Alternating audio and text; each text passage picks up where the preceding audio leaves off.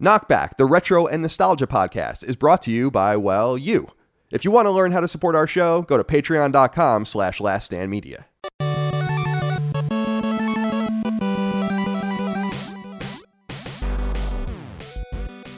Greetings and salutations. Welcome back to KnockBack. My name is Colin Moriarty. I'm joined as always by my brother Dagan Shmee Moriarty. Dagan, thank you for joining me today. How's your life? How's everything going? Everything's okay. Yeah, just chilling over here. Yeah. My neighbor, coincidentally, just stopped making noise. I was telling you, I think he's draining his pool or something. Some kind of motor. It sounds like a lawnmower, but it's not. So that worked out. We're starting a little late, but that's actually fortuitous because it's not noisy out there. Bib fortuitous. Fortuitous. I agree. I'm sorry. We are starting a bit late. As of the time we're recording this, we had just gotten our second puppy yesterday, Treble. And nothing but trouble. Nothing but trebles, nothing but trouble.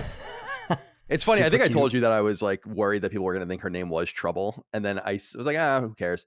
And then I think I told Aunt Carla like a few weeks ago, she's like, oh, what's the name going to be? I'm like, oh, it's going to be Treble. And she's like, oh, Trouble? But we know what the name is. It doesn't matter. She's really cute. Out. She's a sweetheart. But it's a handful. So we're starting a little bit late because they have to like eat separately and all sorts of that whole thing. Yeah, that's why they're made so cute.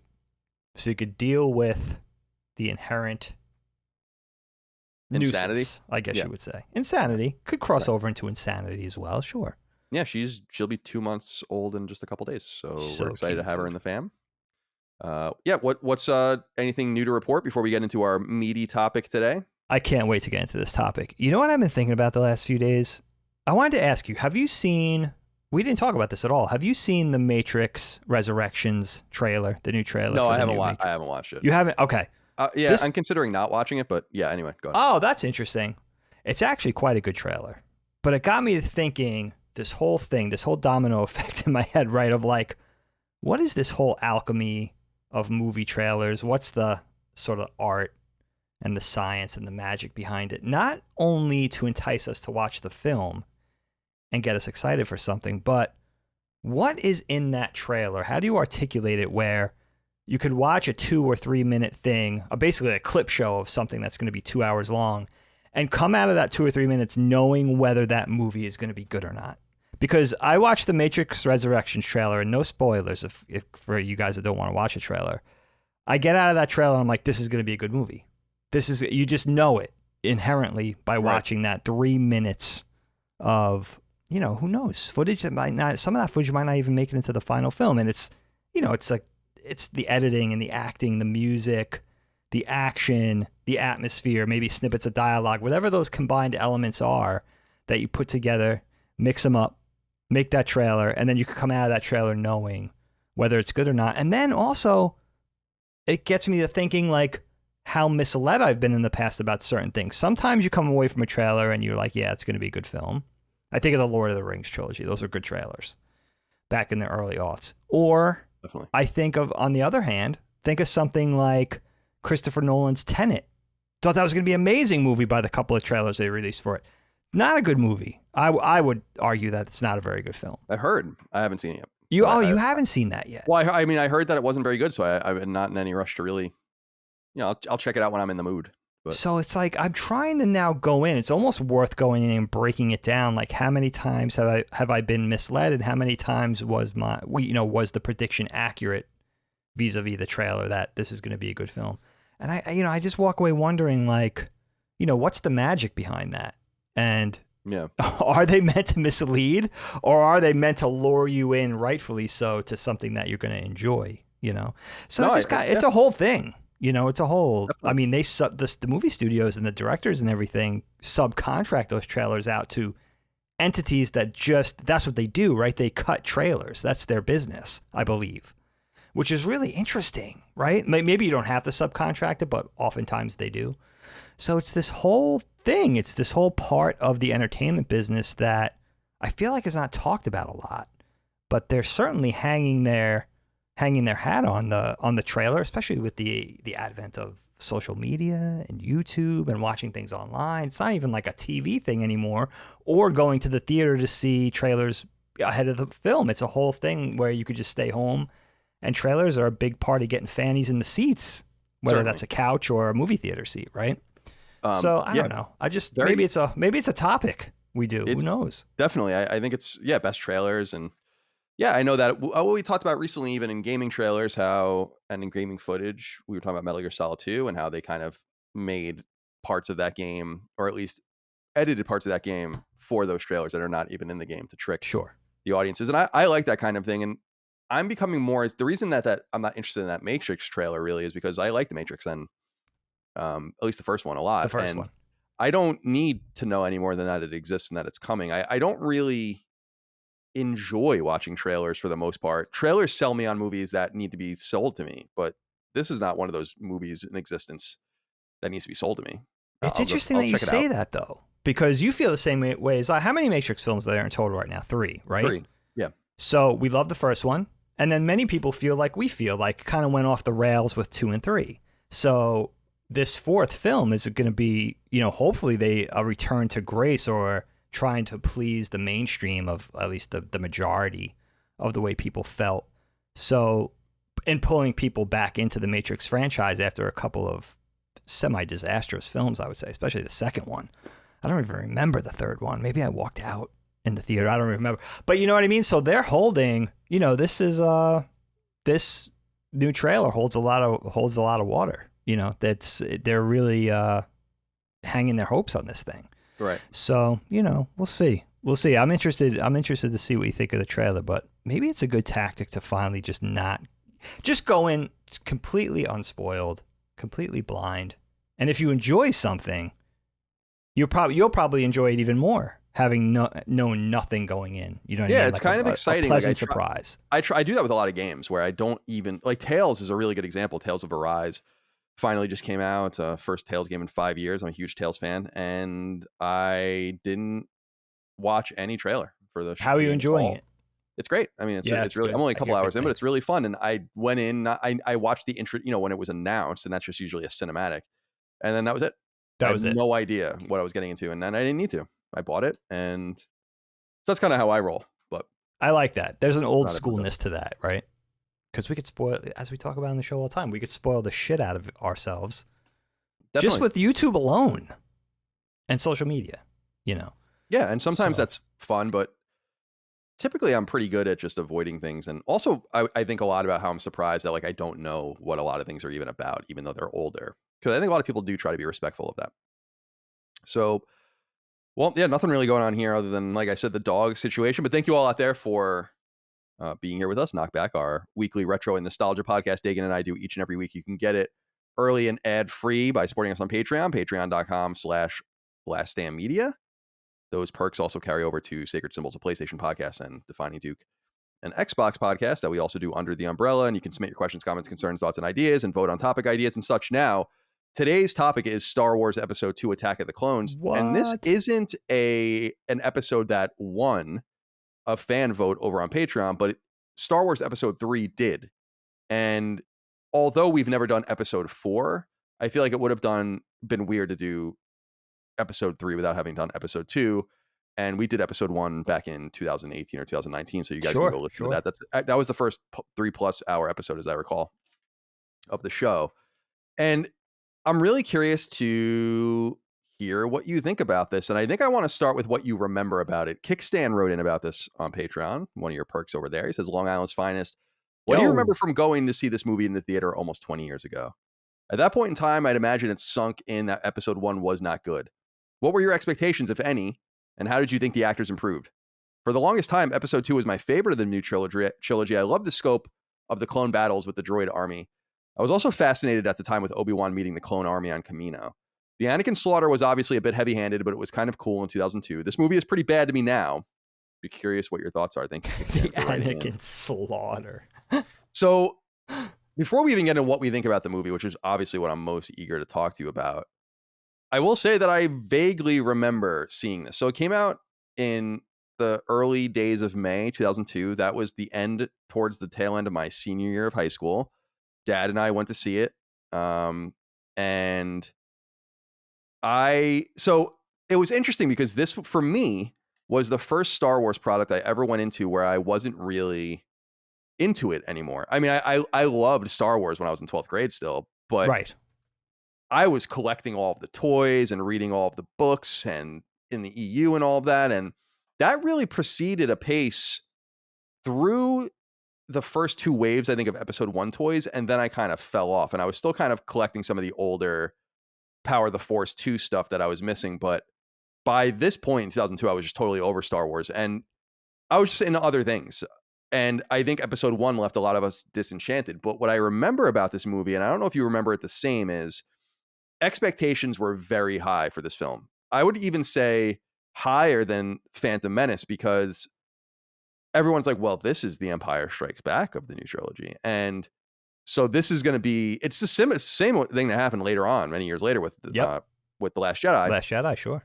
And that this middle section will be so important to the plot. And so I remember kind of going in a little hazy. I'm like, I have big expectations. We know, for instance, that like Boba Fett plays some part in this, which was weird, but we were interested in that. Obviously, we're going to see an adult Anakin, and we knew that. We're going to see an older Obi-Wan, et cetera, et cetera, et cetera. But that's what I remember most about seeing it, is going to see it and having very high expectations that there's no way they're going to fuck Star Wars up like they did. And yeah, so what, before we even get into the meat and the crux of it all, what do you remember about seeing it? Well, let me ask you this, Carl. Think back 1999. We've been there and done that, so we won't tread into those waters too deep. But that was, of course, the Phantom Menace, so 3 years prior. Was your sort of lack of enthusiasm due to finally your self-admitting that Phantom Menace just wasn't a good film? Had that already set in? Yeah, that was you? Well, because we had discussed that on a previous episode. Yeah. Where I remember no one really thinking the Phantom Menace was bad for a little while. It was a while. Then I think that summer and into the fall of 99 was when people started to accept that it was not good. That's how I remember it. I don't know if that's true or not. I think that's about right. I remember people, what I remember being confused about after this was everyone's like, oh, well, that was better than the Phantom Menace. And I'm like, I don't know about that. And I really want to talk to you about that more, but yeah, we will. Do you think that's an accurate representation of the moment in time? Okay. Yeah.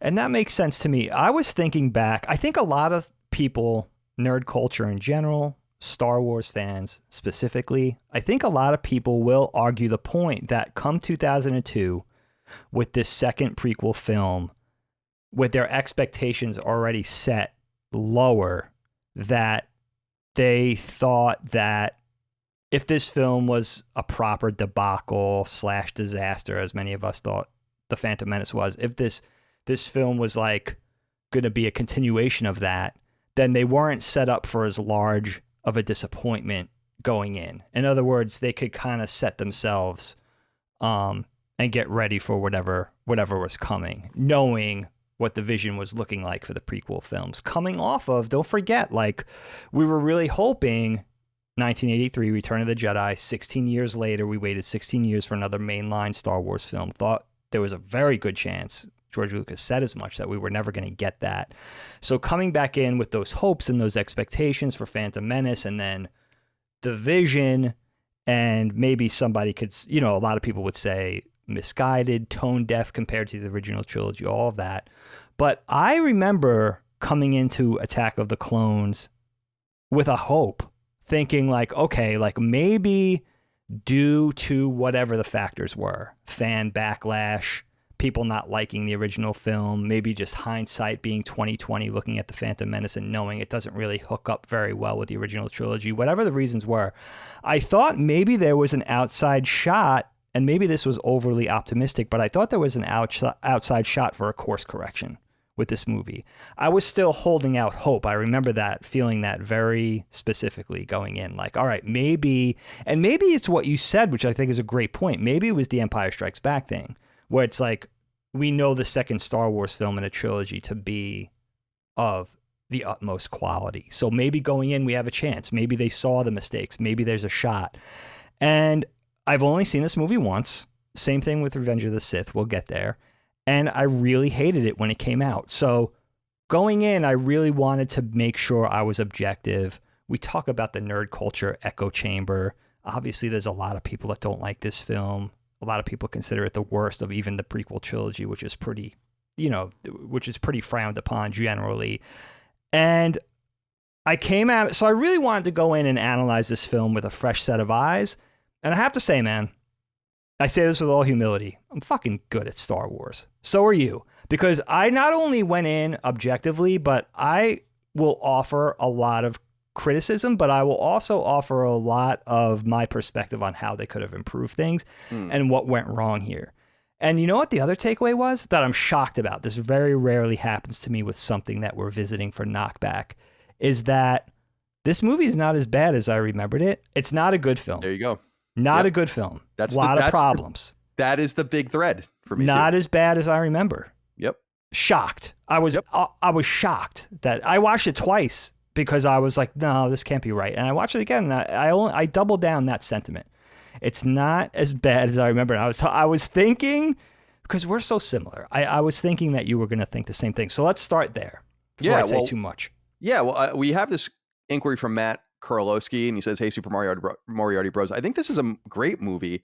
It's satisfying to see proper Jedi detective work with Obi-Wan, a great chase scene, and a look at the lower part of Coruscant near the beginning of the film, and some pretty epic battle scenes between lightsabers and clone warfare towards the end.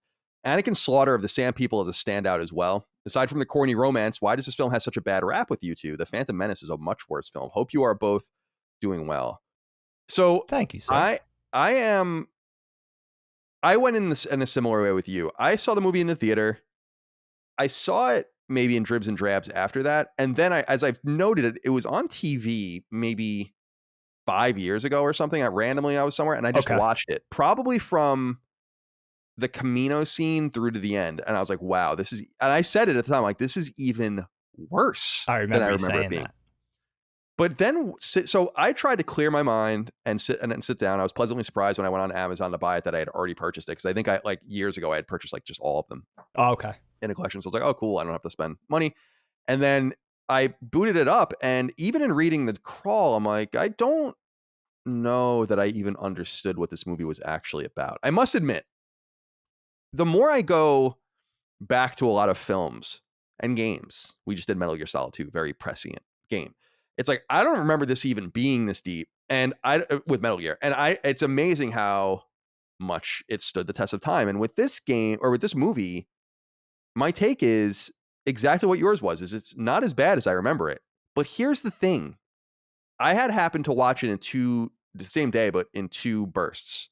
I watched it for an hour and 5 minutes. Micah came home with the new dog. So I wasn't playing around with that. And then a few hours later, I started it up and watched the second half. Okay. The first half of the movie, I think, is very strong. I don't want to say very strong. The first half of the movie is pretty strong. Better than you remember. Right. The second half of the movie end whenever there is action or whenever Hayden Christensen is with Padme.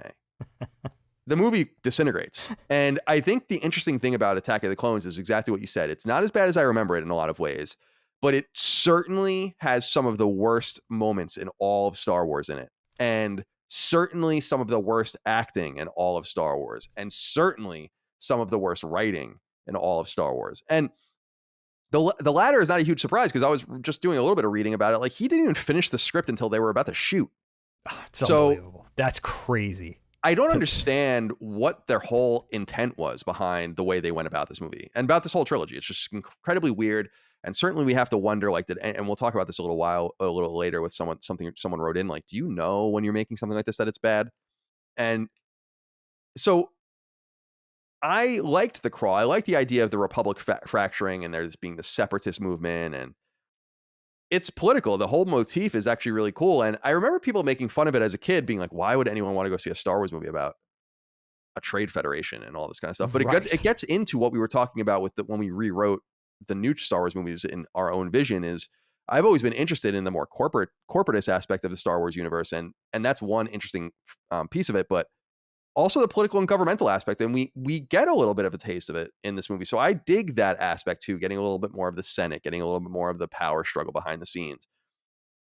I do agree. It is not anywhere as bad as I thought it was, but it is certainly not a good movie.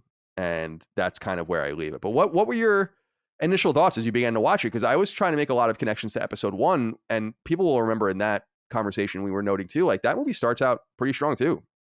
Yeah, I agree. Obi-Wan and Qui-Gon on the Trade Federation ship and all that is awesome. Like I really liked the first 10 or 15 minutes. I think this movie stays stronger or longer, but what are your thoughts as you begin?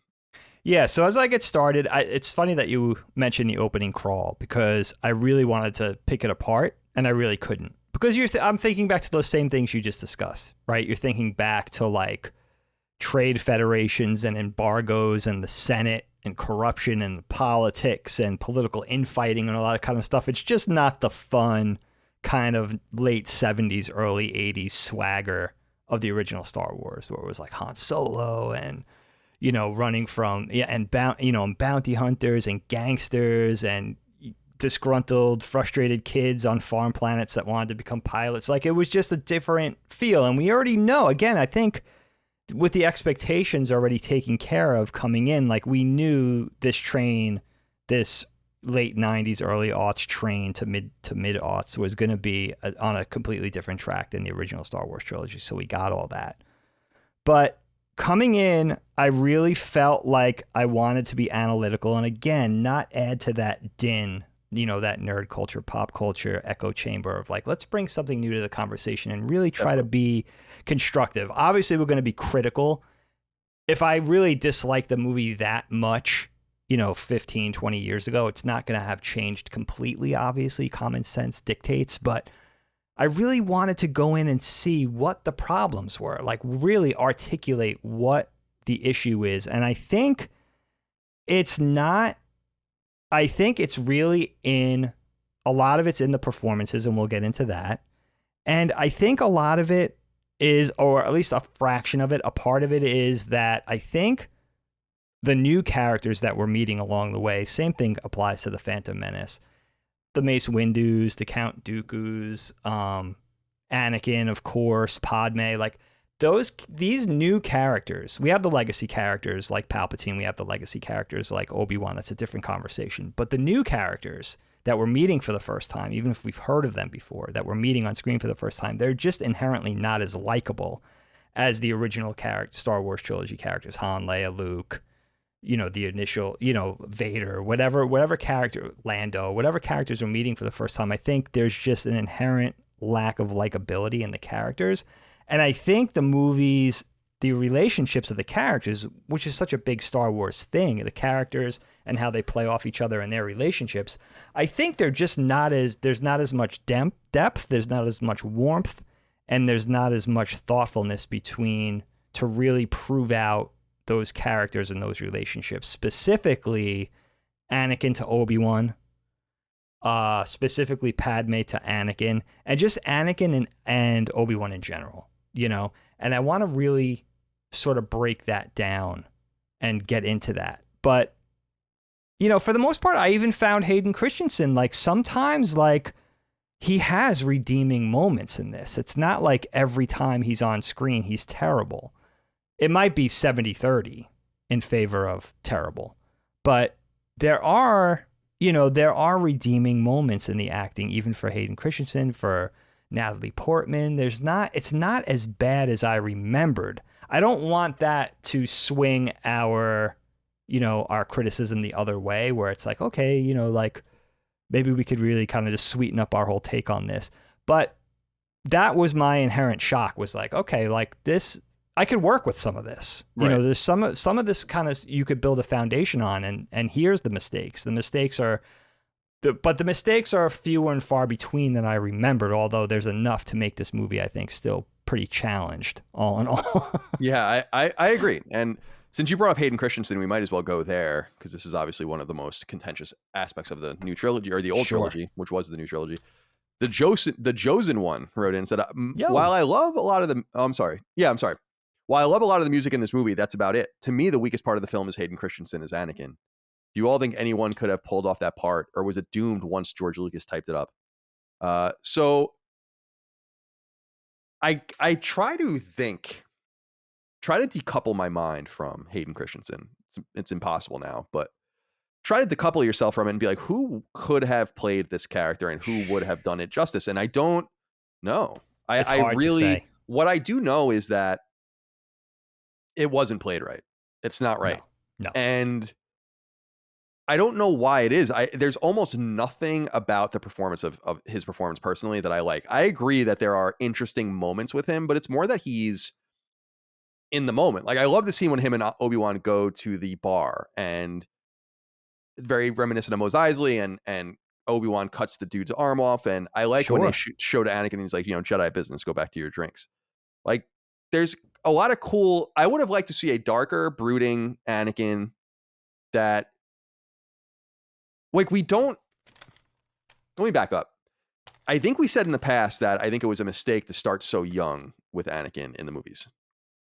That maybe it would have been better to see the same person in all three of them. And I don't really understand how he gets from being that sweet little boy to what we see immediately. And I think that the movie makes too many assumptions about, not that of course he's becoming Darth Vader, but, and we all know that, but more like, what is the gradient? Did it really just happen like this? This is boring. I wanted to see him more loving of Obi-Wan. I wanted to see him more respectful of the Jedi Order. We're thrust into this situation where he knows he has more talent than everyone already. He admits it to Padme in one of his many screeching whine fests that he has with her. And it annoys me because I didn't envision it like this when I was a kid.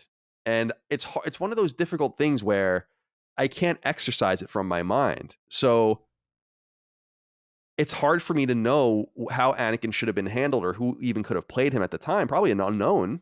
Hayden Christensen wasn't anyone knew. Yeah. So yes. It's very strange to me that it's like what we remember Rick Ollie in episode 1, and I used to make fun of him because he's the pilot and his deliveries are horrible. He's the best. Like the worst. And we were making fun of it being like, someone on set was like, yeah, that's it. That's the right. That's good. Like, this is Star Wars.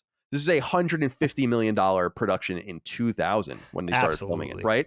Absolutely. If the execution isn't right, then at some point you have to be like, we have to do this again, or you pull it Back to the Future and you're like, we got to get rid of this guy. Yeah. And I just don't know how anyone involved in this and be like, no, this doesn't work. Because Natalie Portman's not a problem in this movie. And certainly Ewan McGregor is not a problem in this movie. No. Hayden Christensen is a fucking problem in this movie. And as I understand it, I don't know much about him, but he's not apparently considered a bad actor. So no, I don't think a lot of people consider this the writing and the set pieces and all the CG and asking them to do all this stuff in these very sterile environments. Sure. But I think you're a little kinder about him than I am, because in watching it, I found him situationally to be in areas where, like, this is very cool. He runs into Padme's room. He kills the little bugs, right? Right. And actually, there's a really dope, you and I always talk about the cool Jedi shit that they actually throw into the prequels. Like when we saw them run really fast in episode 1. Yeah. One of the cool things that they do in this, and I actually didn't notice it, that I really appreciated at the time, is when Obi-Wan and Anakin are talking outside of Padme's room, and then they both just stop and run in without ever, like, he's like, I feel it too, and they just run in. Yes, very cool. Really cool shit like that. But that is not Hayden Christensen. I would have looked cool. Yeah. So anybody would look cool in that role. Right. So talk to me a little bit more about the gradient with him. I just feel like we're missing something. I don't understand how we get from point A to point B with him. This feels like an Anakin that belongs in, like, the third movie, and when he's really getting pulled over by Palpatine. Sure. I would have liked to see him more doting and kind and a little more tethered to who he was as a slave. Right. And if you weren't going to do that, then why did we even have that rendition of him? It makes no sense. I mean, I'm sorry, it just makes no sense. Either have Anakin be this, like, really dark character from the very beginning, like he comes up, he does some fucked up shit when he's a kid. Right. Maybe that's one angle in. Or have it be like he is so good until he is corrupted. That is how powerful the Sith is that they corrupted him, even though he was maybe a Luke style good guy. I just feel like it's not well done. It's just not well done. And no one is going to save that. Like, no good. Leonardo DiCaprio was going to save that. It's bad writing. But absolutely, Hayden Christensen didn't do any help. So anyway, talk to me a little bit about that. Yeah, I mean, you make a lot of great points. You're talking about now a 10-year time skip from Phantom Menace to Attack of the Clones. So you're talking about an 8-9-year-old character. Now Anakin's 19 years old. So we could get into more whether we thought that sort of time skip is a good idea or not.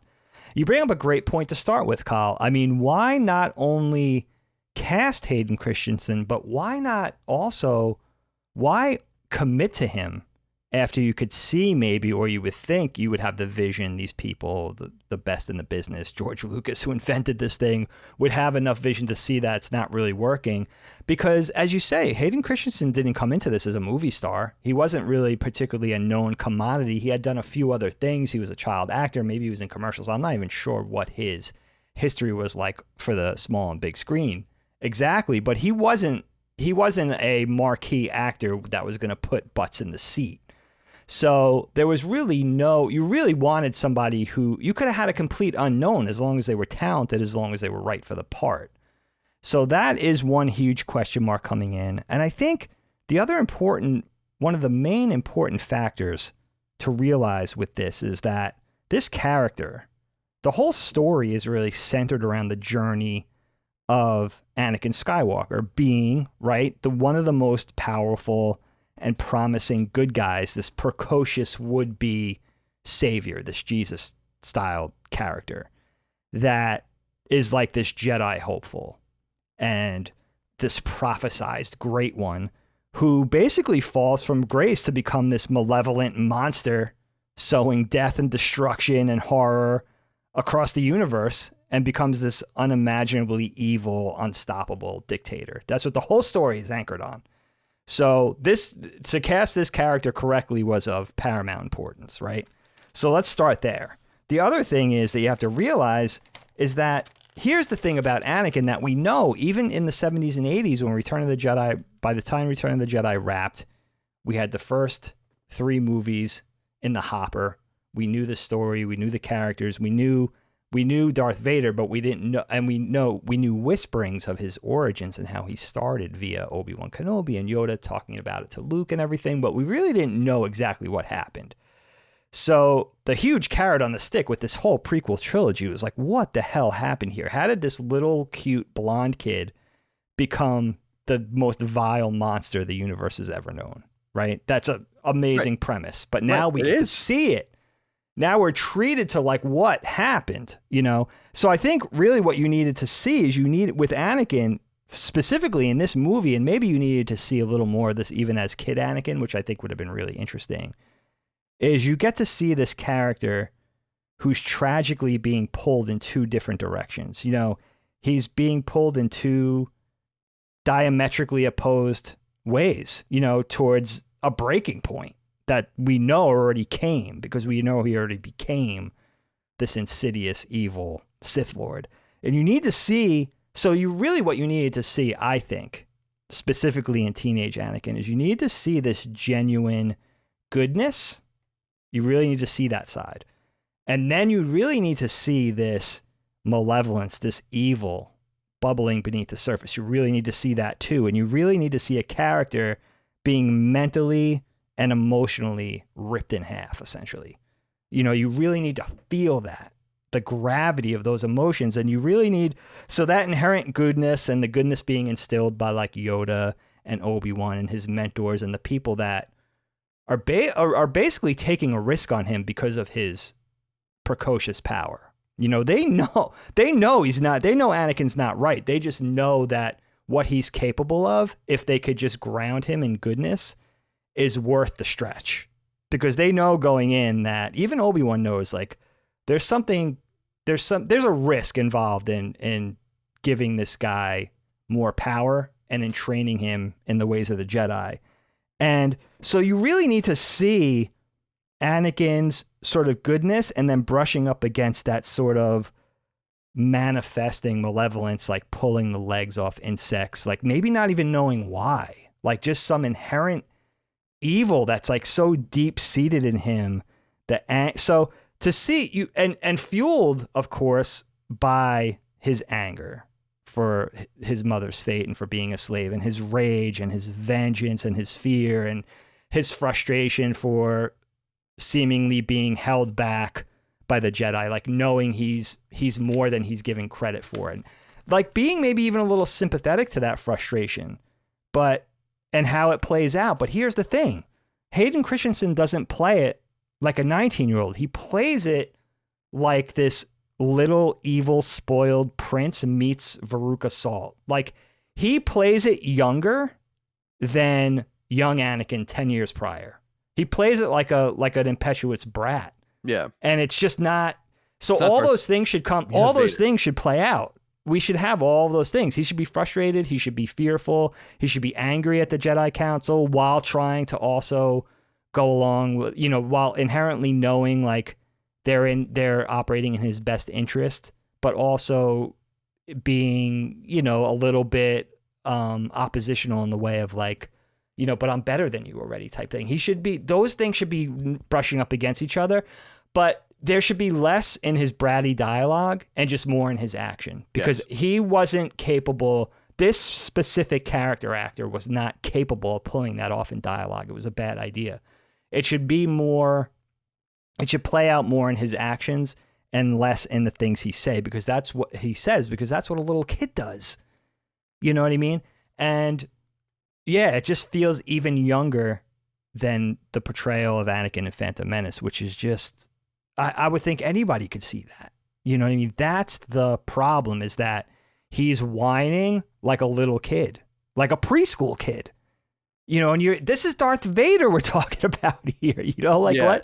Let's see the good and let's see the evil. Let's see both things working against each other really dynamically until this guy is just torn apart. Until he can't go another step. That's what you needed to see here, and that's what we didn't get. Because I think someone wrote in, although I don't think I used it, that he is supposed to be this dynamic power, seems to be caught up in like very little things. And I understand the power of love, and I want to talk about that in a moment, but it's just again weird. It was a weird choice to start so young and then age him up like that. I don't care for that. I don't think it was the right move. And it's, as you said, and I think it's really important, that we don't know him in any other fashion as this adult character than in this really petulant space. And then it just gets worse and worse. And I have an issue with it. Like, that was one thing that stuck out to me in a different way, in a worse way, where it's like, how can you have such disrespect for Obi-Wan Kenobi? I know it's so weird because Obi-Wan was stuck with him. He didn't even want him. So there's some sort of, and he lost his own master, Good right? point. So there's a lot of trauma there. And like, we don't really, maybe they'll explore it in the Disney Plus series, in which I think Hayden Christensen is in as well. But I don't know that I would like to, well, I don't know that they took the right a cadence or even took the right decisions in order to bring out the evilness, right? Like, you could imagine with Hayden Christensen, like, he's pretty good. Maybe he goes back to Mos Eisley. He finds Watto. He finds out his mom has been sold. And so he follows this whole thing. And by the way, the whole trip through that is really neat. Seeing young Aunt Beru and Uncle Owen is dope. Seeing the moisture farm is dope. Super cool. I think it's very weird, and I don't really quite understand what the point of her being married was. Like, that, I didn't understand that entire thing. That was entirely unnecessary situation. I also found it weird that she dies immediately upon being found by Anakin after 10 years of, which was kind of lame. But I would have liked to have seen it in such a way where he's pretty good up until this point, and maybe there is some evil rumblings inside of him, but it's when he realizes that Watto sells his mom to the Sand People or whatever, and then they have her enslaved. It's just, that should have been the turning point, right? And instead it is, in a way, like, it's an inflection point, but the audience should have been surprised by that. I think, like, we know something's gonna happen, right? And this kid, this good person, is gonna become this bad person, and it's his mom, right? And of course also like the loss of Padme later on, but he loses his mind because of love and the corruption that brings, and the weakness that brings into his mind and foments to be able to be taken advantage of. And it's a very neat idea. It's just, like many things in Star Wars, not very well executed. And that's a real big shame. But I wanted to jump in more on the romance here. Finley Ghost wrote in and said, "Hey, Moriarty Bros. Yo, I remember watching episode 2 as a kid and secretly loving the romance between Anakin and Padme. Growing up in a family of all boys, I kept my hopeless romantic side to myself for fear of looking too fruity. Happy to report that these days I'm fine admitting You've Got Mail is the best rom-com of all time and Gilmore Girls is a perfect TV series. But going back to episode 2, what kind of Jedi mind tricks was Anakin pulling on Padme? He looks like they've got their one bad conversation away from killing him both. But wait, I'm sorry. He says he looks like they're one bad conversation away from him killing them both for most of the film. What did she see in this guy? It is weird. This is a whole other thing. And I was talking to Micah about it. I was like, this is a little creepy because Mike is 10 years younger than me, right? Yeah. But we didn't know each other until a year and change ago, right? I find it kind of strange that she knew Anakin as a little boy and then he comes back as a man and now she's kind of into him. Yeah. And I can understand him being into her the entire time. She's beautiful. But working in the reverse is a little strange. And she emotionally, this kind of ruins Padme's character because Padme comes off as a pretty headstrong female elected monarch. It's very interesting. Again, very interesting.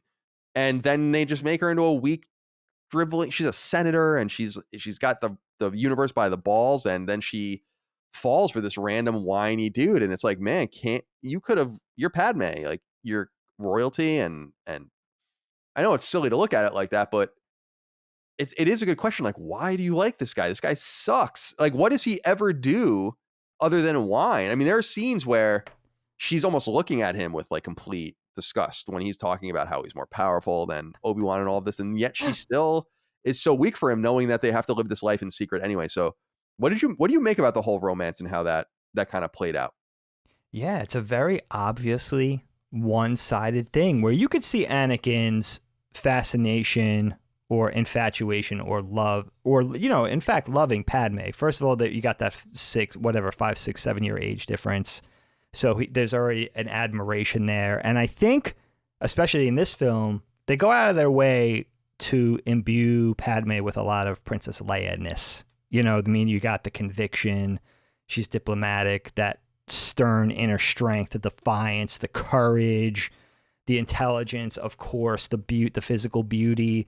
So you could see all the reasons why Anakin would be in love with Padme. But yeah, besides Anakin being handsome and besides him being powerful or precocious as, with these Jedi skills, there's really not many redeeming traits that you could see a character like Padme being into Anakin. If anything, he's really off-putting and creepy, immature. Yes. Obviously, yes. The immature, I mean, the immaturity just really shines through with the impetuousness and the brattiness and the complaining. And if any, in the best of times, bipolar.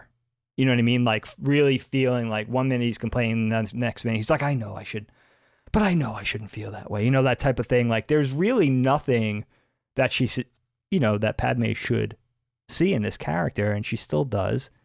And it's very obviously a problem in the story because there really aren't, I don't see any traits to really hang on to of why she would be attracted to Anakin or why she would sort of enter into a relationship, as they say, that could be really dangerous for them.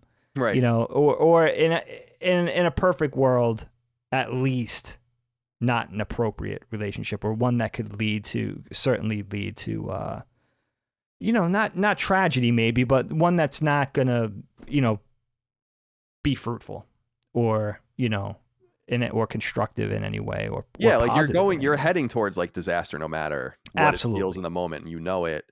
And again, this is another theme, like forbidden love to people that really can't and are not supposed to succumb to it. I love the Jedi Knight sort of priesthood thing. I think it's awesome, like celibacy and all that. I think it's in Catholicism, I don't think it's necessarily a great thing anymore, but it's cool. Like they dedicate everything, their whole spiritual being and every ounce of energy they have to the cause. Yes. And so there's a really cool theme there to be like, he is succumbing to something that they're not supposed to succumb to. But it is weird. I'm looking through some of my notes as I was flipping through, like Anakin at one point basically tells him he's a fascist too. He says the system doesn't work. And then he says, and she's like, it sounds like a dictatorship. And he says, well, if it works. And she's supposed to be someone that is vehemently dedicated to pluralism. Yes. She comes from a constitutional monarch and then is elected to the Senate or put to the Senate by the new queen, who we meet in the movie briefly, which I forget about. And that's kind of cool too. But it's like, you're supposed to be a pluralist and like a real woman of the people. And this man is not only a petulant, whining baby, but he's also telling you that he has no respect for the thing you love the most. It makes no sense. Yeah, it really doesn't. And you know what? I hate this. I don't even want to verbalize this because I think some people are going to be mad, but they're supposed to get together, right? And in some way, I mean, this would be very dark, but it's like, you could see like this darker Star Wars come through where like Padme never reciprocates with Anakin. And then maybe Anakin like assaults her or something like that. Then maybe she's knocked out. And so they find that she's pregnant. Anakin dies, or they think he dies. And so they're like, oh, well, she's pregnant. And so they have the kids never knowing maybe that it was like this ill-begotten, horrifying situation. That could have been another way to go. That is a very dark R-rated thing. But that's where my mind went, where I'm like, why does love have to necessarily, it should be lust and immediacy that is their problem. Yeah. And in some way, Padme should have been the one saying like, no. And maybe it's Anakin that becomes evil by refusing to accept and being broken by this issue, instead of really, in other words, it really weakens and diminishes Padme's character, because she's supposed to be, like you said, with the Princess Leia. Like, Princess Leia is arguably the most powerful character, not physically, but emotionally. She's stable and all of those kinds of things in the movie. She's the go-getter. She's brave. She's aggressive and all those kinds of things. And it kind of belittles Padme as being kind of a spiritual, she's Leia's mom. You would think that. So like, where does Leia get it from? She certainly doesn't get it from Padme. That's true. Where does Leia come from? No, You're absolutely right, Carl. Well, I don't want to be dark and be like, oh, like let's explore themes of sexual assault in Star Wars. I'm just saying, like, that is a more interesting thing that brings out the fucking pure evil and really complicates like the existence of Luke and Leia. But that's how I like Star Wars. I like my Star Wars a little more serious. No, I mean, that's a completely tangible way to go. And it also speaks to one of Anakin's biggest problems or downfalls is his lack of patience. Maybe you can meet somewhere in between where it's like, maybe because Anakin has this dark past, he comes, he's a former slave. He already has that anger and that rage or questioning the ways of the universe, having, this upbringing, this unfortunate upbringing, and his whole view on the world vis-a-vis where he came from, and being like, no, there should be a dictatorship. Everybody should be equal, like this type of thing, and having this conviction, and then meeting this person who's starting to teach him the other way.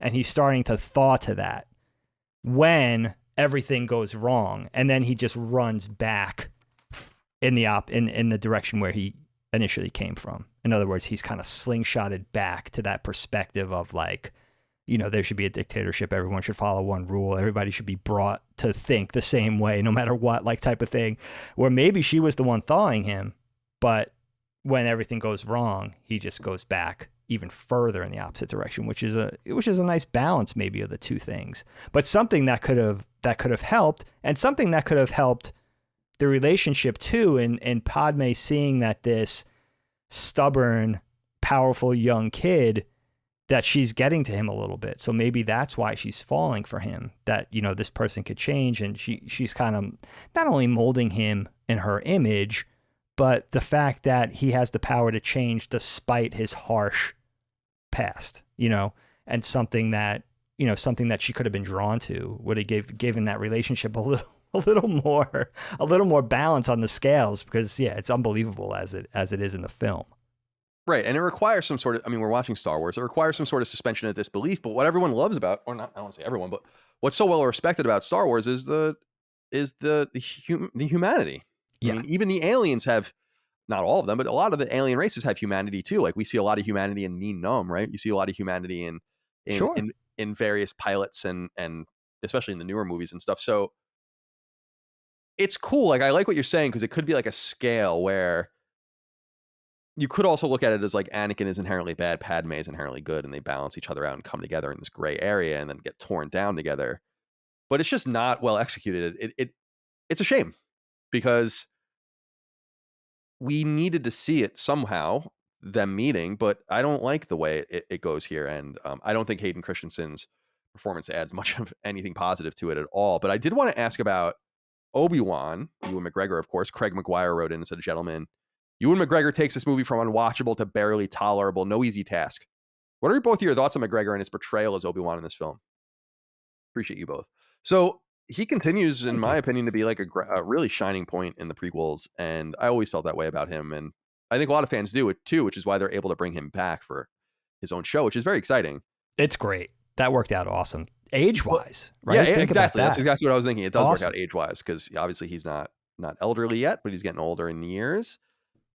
He has a smaller role in this movie, obviously, and there are interesting scenes with him that I really like. It's cool to see Obi-Wan flying a ship.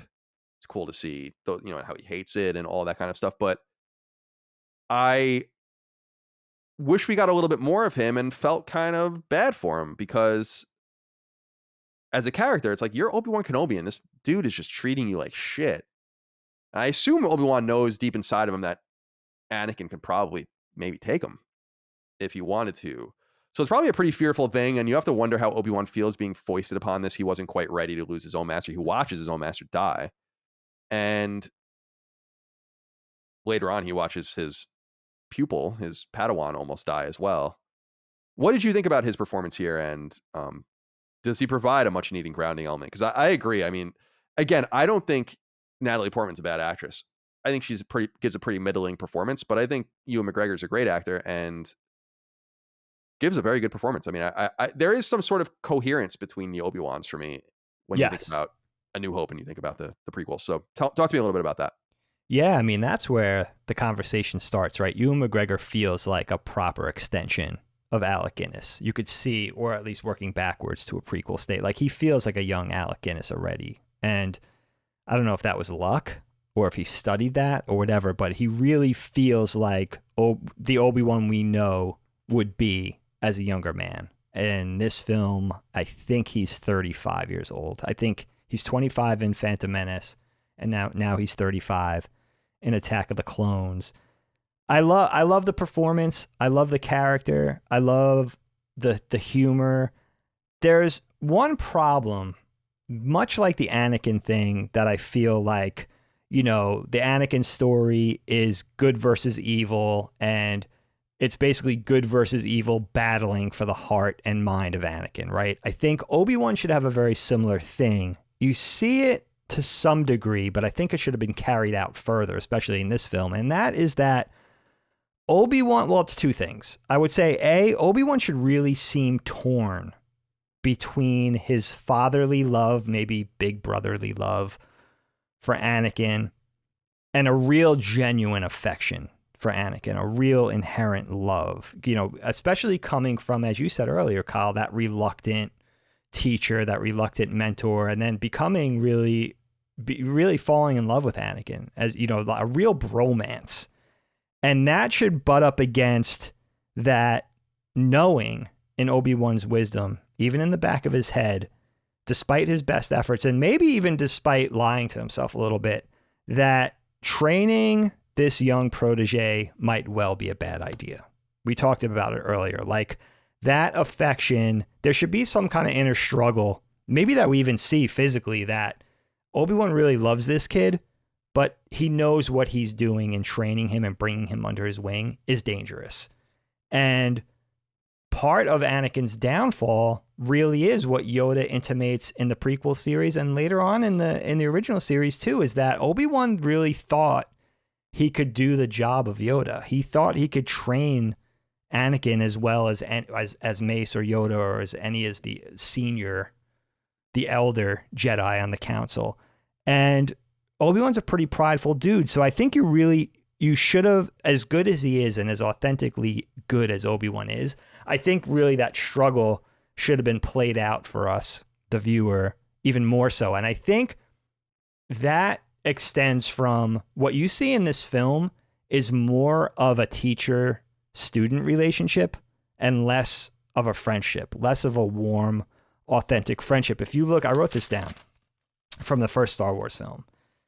Obi-Wan tells Luke about his dad. He was the best star pilot in the galaxy, and he was a cunning warrior, and he was a good friend.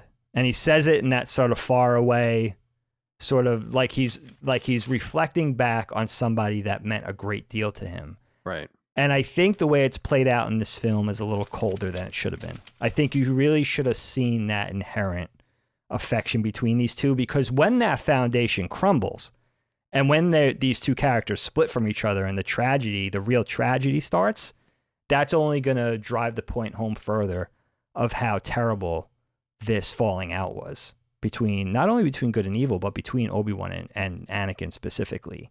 And how, how tragic it is when brothers or a father-son relationship crumbles that way. You don't get enough of the top end to really appreciate the bottom end. That's right. In other words, which I think is really, that's not Ewan McGregor's fault, but I would have loved to seen that. And Ewan McGregor certainly has the chops to have pulled that off had that been written into the script better than it had been. Now you get, and I'll argue, you get snippets of that. There's the elevator scene earlier in the film where they're riding the elevator and they're talking to each other, and Obi-Wan's like, you did this thing, and Anakin's like, yeah, but I saved you from that situation. And Obi-Wan laughs and he's like, oh yeah, that's right, type of thing. You get that camaraderie, that history, that warmth between the two characters, that they've been through a lot together. But they don't really carry that any further besides little one-liners like, I hate when he does that and stuff like that. That feels Star Wars-y, but let's get a little bit more of that emotional depth between the characters, just to not only round out the characters, but to round out that very important relationship. One of the most important relationships in all of Star Wars, in all 9 movies. Definitely. So for me, that was something that was sorely missing from this film. That could have made it a lot better for me. And it made it a lot more impactful emotionally, which is what I want from Star Wars. We've gone down that road, that conversation many times. That's what I want after waiting this long to see these characters again. Whether they're older or younger than when we originally met them, it doesn't matter. Yeah, this was I think that in watching Attack of the Clones, to the points you're making, I saw Obi-Wan more as a character in and of himself, as opposed to kind of assuming that he would end up in a place like he does on Tatooine in A New Hope, such that you wonder what his experience was from his perspective. And I don't know why I never really looked at it from that after Phantom Menace. Obviously, he watches Qui-Gon die. This is a really challenging thing, but then it really becomes much more about Anakin. I mean, you could argue that the first movie is about Anakin, but really it's about Qui-Gon and Obi-Wan.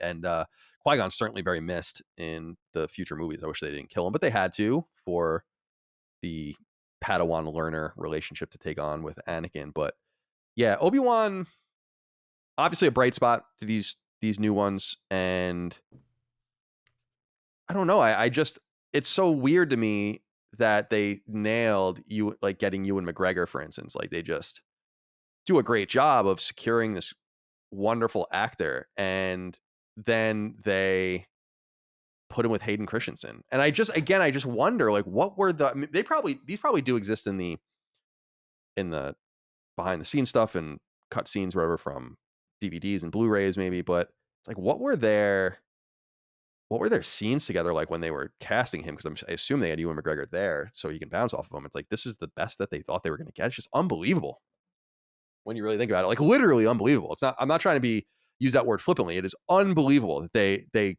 stumbled on this dude and thought that this was going to be the guy. Yeah, it was a bad take. It really was a bad direction to go. Whether, just acting juvenile. It's just the whole approach to the character, what he's saying, and it's not even what he's feeling. I think what he's feeling is fine, but just the way it's handled in such a juvenile way is seems like he's acting like a character that's 10 years younger than the character on screen. It's just a weird look, and it's consistent throughout the film. There's very few scenes where it feels like a 19-year-old Jedi is delivering the lines, and again, that anger, that fear, that frustration, the rage, the struggling with the goodness that's in his heart, with the blackness that's sort of, and that darkness that's slowly overtaking him, and maybe not even able to articulate that thing. It's just happening to him. It's just part of who he is. Maybe it's just part of being a Skywalker. It's just this plague that's, it's not only untenable, but it's just there's no way to really rectify it. It's gonna happen. This shadow is gonna overtake you, and there's just no struggle as you may. There's just no way to escape it. But Hayden Christensen was. I mean, get a guy from Broadway. If it didn't matter who was on the marquee, right? You have Natalie Portman, you have Ian McDermott coming back, you have Ewan McGregor, who's already a pretty bankable dude, Samuel Jackson. So the marquee is taken care of. Get somebody that could do the part. Right. It's very mysterious. It's strange, and I'll always wonder about that. And I think it's because of just being surrounded by yes men for the entire production, as we saw. It's hard not to with think that. 1. I agree. I know. So I don't want to move too far away from this. We had mentioned it earlier because there's much more to get into, but I do want to quickly talk about Owen and Aunt Beru, and of course Shmi's husband. We talked about randomly. I liked this scene, or these scenes, because even though the husband again is just totally bizarre, I don't even understand it, but it's cool to see the moisture farm. Like I remember not expecting that we were going to see Uncle Owen and Aunt Beru, and that was one of the things that we wondered. Who the fuck are these people? I mean, that was one of the things when you really think about it. Like, who? Even when you were watching A New Hope, that went unanswered for a really long time. And I wonder if we've talked famously. They didn't even make an Aunt Beru and Uncle Owen Star Wars figures, right? They didn't even make it was just very weird. And even in the Power of the Force 2 stuff, they made them way late. It was so strange. Like no one was thinking about Uncle Owen and Aunt Beru. So I really loved not only seeing them, but the casting is really good. They don't have any lines. Good. They just look good, right? You could see Uncle Owen kind of looks like a dickhead. Aunt Beru's kind of very quaint. He's already a curmudgeon, even though he's that young. Right. And it's just cool seeing the moisture farm and learning a little bit more about that. Shmi picking the mushrooms off the moisture farm, evaporators and stuff, which is pretty cool. But what did you just think about that whole scene, that whole kind of stop on Tatooine? Did you enjoy that segue? Yeah, definitely. And they do that a lot in this film. There's a lot of payoffs to the original trilogy. I think, the Klieg Lars thing is a little weird because I guess, in seeing Watto again and Anakin wondering where his mom is and sort of tracking her down, that Watto had to sell Shmi to somebody. But isn't that weird? Like, that already makes Klieg a pretty unsavory character because he bought his wife, basically, which I didn't think of until you were just talking 2 minutes ago, which is really odd. And then the Tusken Raiders kidnap her at some point along the way from that moisture farm. The one thing, now, I don't know if you're ready to talk about the Tusken Raider. Yeah, do it. Let's do it. A massacre yet, but I think originally I thought, and there's other things in this movie too that we could talk about later on that I think are too extreme. And I remember thinking all right, this guy, Anakin's going to basically massacre an entire tribe of Tusken Raiders. It's kind of weird. I don't mind that anymore. I think if you're going to do Darth Vader and you're going to do Rage and you're going to see him snap, play it up. Absolutely. I think how this whole thing could have been improved though, is that basically picture this. Okay. Padme and Anakin don't have the conversation where Anakin's like, I murdered all of them, even the women and children. Right. That whole thing. Don't even do that, right? Have Anakin go do what he did and then go back to the moisture farm and have the other characters be like, what the fuck happened? And I guess whatever his name is, Klieg only has one leg. So maybe Owen and his boys come back and they're like, dude, he fucking destroyed the entire tribe, even the women and the children. Have them talking about it. So not only does Anakin not have to describe it, which is fucking strange, but now the other character, you could see how the other characters are like, who the fuck is this guy? Because Klieg says, the one thing about this character says, we went out, when Shmi got kidnapped, we went out with 30 guys and 4 of us came back and I lost my leg. So now not only the Tusken Raiders are badasses, but that who the fuck is Anakin? He just slayed every one of these guys by himself. Right. Not only the power, but the darkness behind it. Love it. Love that idea. Have characters discuss it. Why have him come back and talk about it? Yeah, it's so interesting. Yeah, it's a great point because we do know that there's this massacre, and then it would be cool if he just came back. By the way, that bike he uses, that speeder bike, I think is the swoop bike from Shadows of the Empire, which is really cool. That's interesting. But that is cool. People can tell us about that, but it definitely looks like the toy. And it would have been cool if he just came back and he had the body. And didn't say anything. It. And they're just like, what the fuck? I love that. That's brilliant. And that could be the inflection point. And with a period, could instruct why Owen seems to be so fucking scared of Luke, right? Because when Owen doesn't like Luke that much. I mean, you could tell. Right. And maybe it's because they know, like, holy shit. Maybe it's not widely known, but this guy's father is fucking crazy. Yeah, and he's nuts. We saw it firsthand when he was a normal man. And so that would give a lot of context to A New Hope. But I love the way, if done successfully, the movies can touch each other like that. And that's what Star Wars should be all about. Not small galaxy syndrome, which we'll get into in a little while, but certainly that would be a meaningful tether with Aunt Beru and Uncle Owen being connected to each other. I really like how that could have gone. And again, that could have been the inflection point. Seeing what happened to his mother. Right. That could have been it. Maybe he goes kills Watto too. I don't know. I mean, it could be because I love the patience he shows with Watto, where he like doesn't seem to show much aggression. It's kind of stayed. It's a cool scene. I forgot Watto was even in this, actually. Me too. I totally forgot. And that character is interesting. And I don't know if they insinuate that he does a Jedi mind trick on him, by the way, and I think that suggests that he's very powerful too. Anakin is, because Qui-Gon says like you can't do it on them. Oh, like, that's right. Remember? And they're impervious. He knows like he's waving his hand. And Watto's making fun of him, but he does say something to him where he basically is like, let's go to the, and he's like, all right, let's go to the database or whatever. So great, it might indicate that Anakin maybe is like very powerful at that point too. And Anakin uses a lot of force pushing and stuff too in this, which I forgot about, which I like. Yeah, and he uses his powers when he's not supposed to. That's the cool shit. Like he's not supposed to really show off as a Jedi, right, but he does all that stuff. That's fun. Yeah, I gotta tip my cap to that Watto scene. Very subtle CGI acting where he realized at first kind of Watto's being condescending, then he realizes it's Annie. And it's just like very still, like he's looking, like his eyes are darting and he's like, Annie? You know what I mean? Like when he realizes that's 19-year-old Anakin. Good shit. There's not enough of that in this movie. A lot of it's just too overt, rubbery, moving all over the place. CG. Not that it doesn't hold up. A lot of it does hold up pretty well. But I love stuff like that, where it's just really believable bit of CGI acting that's not trying to show off too much. It's just trying to be something grounded and realistic. It's so neat.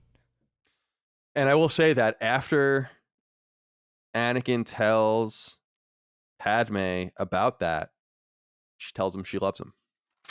It's really weird. It's really weird, dude. I don't know what they hate sand people. Why do they hate? Well, the sand people are pretty. They did have the little Klieg did have that little bit of writing in there where he's like, yeah, the sand people are like, they're basically people, but they behave like monsters. You know what I mean? So you're supposed to not feel.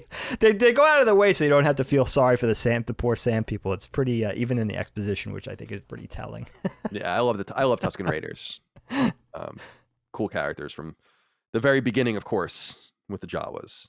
Now, I want to just quickly touch on this before we get into more pressing business. So I need to talk about Jar Jar quickly. Tristan Lowe wrote in. God. Said, hey, Moriarty Bros, how do you think the backlash against Jar Jar Binks in episode 1 impacted the direction of the plot in this film? Many believe that Jar Jar was originally intended to play a bigger role in the prequels, possibly even as a villain. Some even believe that Count Dooku was added as a stand-in for Jar Jar, which explains Dooku's sudden entrance and exit from the plot in episodes 2 and 3. Do you think Darth Jar Jar theories hold any weight, or that perhaps Jar Jar would have been continued as comic relief film? So no, I don't believe any of that, but that's nuts. It's clear that Jar Jar was supposed to have a larger role. Yeah. And didn't. And I didn't realize this, but I was looking at it like Jar Jar is kind of responsible for a lot of what ends up happening, because he is like an easily manipulated. First of all, I have no idea why they thought that he should be in the Senate. And then they manipulate him very quickly into giving Palpatine emergency powers, which is fucking hysterical. Like I didn't realize that when I was younger watching it. Like, wow, Jar Jar Binks sucks. Like he sucks as a character, but he actually sells them all out and does it on behalf of Naboo, by the way. It's very weird. I didn't realize that at all. So he becomes like the total fall guy, which is hysterical. So not only does everyone hate Jar Jar Binks in that performance, and it's a horrible performance, but then they reduce him to bare minimum and then make him a senator, in which he's like makes the killing blow to the Republic basically in the Senate. So just quickly, what do you think about his appearance? Dude, I can't even believe, like, it's such a cloying tactic to even put him in this film. Like, it's so, like, we have to have something for the kids because it's getting a little heavier, it's getting a little more brutal, there's bounty hunters getting their heads cut off, Anakin's losing a hand, like, shit's hitting the fan, we gotta have something in there for the kids. It's such a cloying and obvious tactic to put him in here. And can I just say, like, he's just, like, such an unappealing, unsavory character. Even the way he looks, like, it's basically an anthropomorphic rabbit, like Bugs Bunny meets E.T. Two very appealing characters, by the way. How do you blend those two things and make him so just impossible to like? Just I hate Jar Jar. I mean, I know it's like, it's cliche to even say that at this point, but I have to sort of double down on my dislike of this character. He's fucking annoying. The way he talks is ridiculous. The way he looks is completely unappealing. Even the CG is just like, he just stands out in the scene. They don't really make any real effort to blend him right. The character eye lines, like the human character eye lines to him, are mostly okay. But I think that's really the only redeemable quality, like, thing of this aspect of this character whatsoever. Like, he's just completely unnecessary. It's stupid. Like, it's just like, I'm glad he's in it less than Phantom Menace. Way less. Because way less. Way less. And I feel bad. I mean, we've talked about it, I think, during the episode 1 thing, and he's talked about it in the past himself. But Ahmad Best, the actor, took a lot of grief, I mean, publicly. And I could only imagine what it would have been like if the internet was, like, social media existed, for instance. The internet existed. But if social media existed when episode 1 was done, that guy would have been... It would have been done. I don't even. And can you imagine? He was talking about how he was suicidal and stuff, and that's a shame. He was just doing his job. But I'm not saying anyone should feel bad. Like, should not. We should feel very bad for this person. It's not his fault. This is another example where it's like, who the fuck saw this in episode 1, and no one stepped on the set. Certainly not Rick McCallum or any of those guys, and said, "This is horrible. Like, this is horrible." No, everyone was just like, "Yeah, this is great. This is awesome." Dude, it's so crazy. And it forced them, I mean, they were forced to take that into account. People fucking hate Jar Jar Binks. It's not Ahmed Best's fault, because maybe that would have been a great performance in a children's show or something. Or maybe, God forbid, someone gave him some direction and said, this is not the character that we need. And very similar to Hayden Christensen, where you would have liked to have someone walked on day 1, day 2, day 3, looking at dailies and been like, we got to stop. Like, this is, am I even being like, imagine Back to the Future without Michael J. Fox. You could, and it would exist, but it wouldn't be anything. No, and sometimes you need to make those very hard decisions. It's not quite as egregious with Jar Jar, but I did need to bring that up because I just thought it was hysterical. I never realized that Jar Jar Binks is the one who brings forth to the Senate to give emergency powers to Senator Palpatine. It really is true, isn't it? It's nuts. It really is true. That's really true. No, you're right. I don't think I realized that either. It's crazy. Here's the other thing. I really wish I could never do this. I can never prove this out, but I wish I could go back to being a kid, and I'll split the difference between. So we'll take the road of the middle of the Star Wars movies. I was 1980, or what was I, 7 years old. Would I have fallen for this character as a kid? I want to say there's no way in hell I would have fallen for Jar Jar, even as a little kid. But I'll never really know that for sure. But I can't see liking this character, even being the age of who this character is catered to. Not Ahmad Best's work. Definitely not. Pretty much, I think, his only work. Not his fault, though. Not his fault. Yeah, I don't think it's his fault fault either. It's just a really bad character. And they minimize that, which is great. It makes you wonder about episode 1 without him. They could have gotten the Gungans and the humans on Naboo together without that character. Yes, I just don't know why George Lucas was like, because I know this people use this as an excuse, and I have in the past where it's like, it's a children's movie. And I'm like, yeah, it is, but there was no character like this in the first movies. The Ewoks were not annoying like this. No. They played a part. And they were secondary or tertiary. They were secondary, really and they were a primitive race of people that helped them out on this forest planet. Like, they happened to enter in. They started as foes, and they entered in as friends who helped them overcome the Empire. Yes, it was a little realistic. They were fighting with rocks and improvised weaponry and spears and stuff like that. But it was fun and it worked. And they were cute. At least they were physically cute. At least there was something there, some sort of redeemable trait. But yeah, Jar Jar, man, that's one thing we talk about going into this objectively, adding some new discourse into the already very crowded streets of prequel Star Wars discourse, but can't change this. Can't change the Jar Jar take. It's just going to be a thing forever. It's just how it is. No, it is. It was a huge blunder. I'm glad that they realized that was a mistake, because think about how unbearable these movies would have been. Even the powers that be were like, no way, man. Oh, absolutely. And all right, so we've stayed apart or away from huge sticking point. Attack of the Clones. Let's go to Kamino. Okay. The Cloners. Now, I liked this a lot more than I remember. Okay. I like it especially because I don't think I realized at the time that they were not in on it. Like, literally, they are just, they got an order from this old Jedi Knight who we never meet. And then Obi-Wan happens to just go back out there.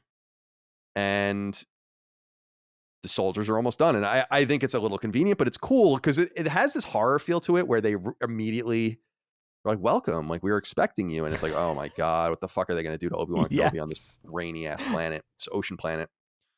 And I like that it's like an ocean and like it's just horrifying too. It's pretty cool. And I like the whole thing about them removing it from the database, and they go to the Padawans, and the Padawan kind of come. I like that actually scene where Yoda asks them what they think and stuff. It's a pretty cool scene. And then so you go to Kamino in the archives, you meet these characters, and I like it. It's a little bit of an exterior thing, but it shows where the clone troopers come from. And moreover, and this is where things get very controversial, it shows where Boba Fett comes from. Now, this was a big sticking point to me. I do remember this being as a kid, I wasn't a kid, I guess I was 17 at this point, but being really mad about this. And watching it the second or the third time, maybe second time all the way through probably. Yeah. I'm not as mad about it this time. In fact, I wrote in my notes that there are a few cool things you can kind of glean from this, even though it's small galaxy syndrome. I was thinking about this in terms with R2-D2. Like R2 sees a lot of stuff. Like, oh God. And we know that, but Everything. We don't inherently think about like R2 is a witness to Padme and Anakin's love, right? It's very interesting when you think about it. And when Obi-Wan confronts Jango Fett on the Kamino, and Boba Fett's there, I was like, this is kind of cool. Like, just from that perspective, like Boba Fett sees Obi-Wan Kenobi. And there's some sort, it might not be a very important connection, but there's some sort of connection. Yeah. And I was like, that's kind of neat. Like Boba Fett, in Boba Fett's mind, I mean, now we know that Obi-Wan basically kills his dad, but in Obi-Wan's mind, he's like, holy shit, or I'm sorry, in Boba Fett's mind, he's like, holy shit. And you think about it from that perspective, and I'm like, that's kind of neat. It reminds me a little bit of like Andrew Jackson in the Revolution. Like he was 14 years old, but he was there.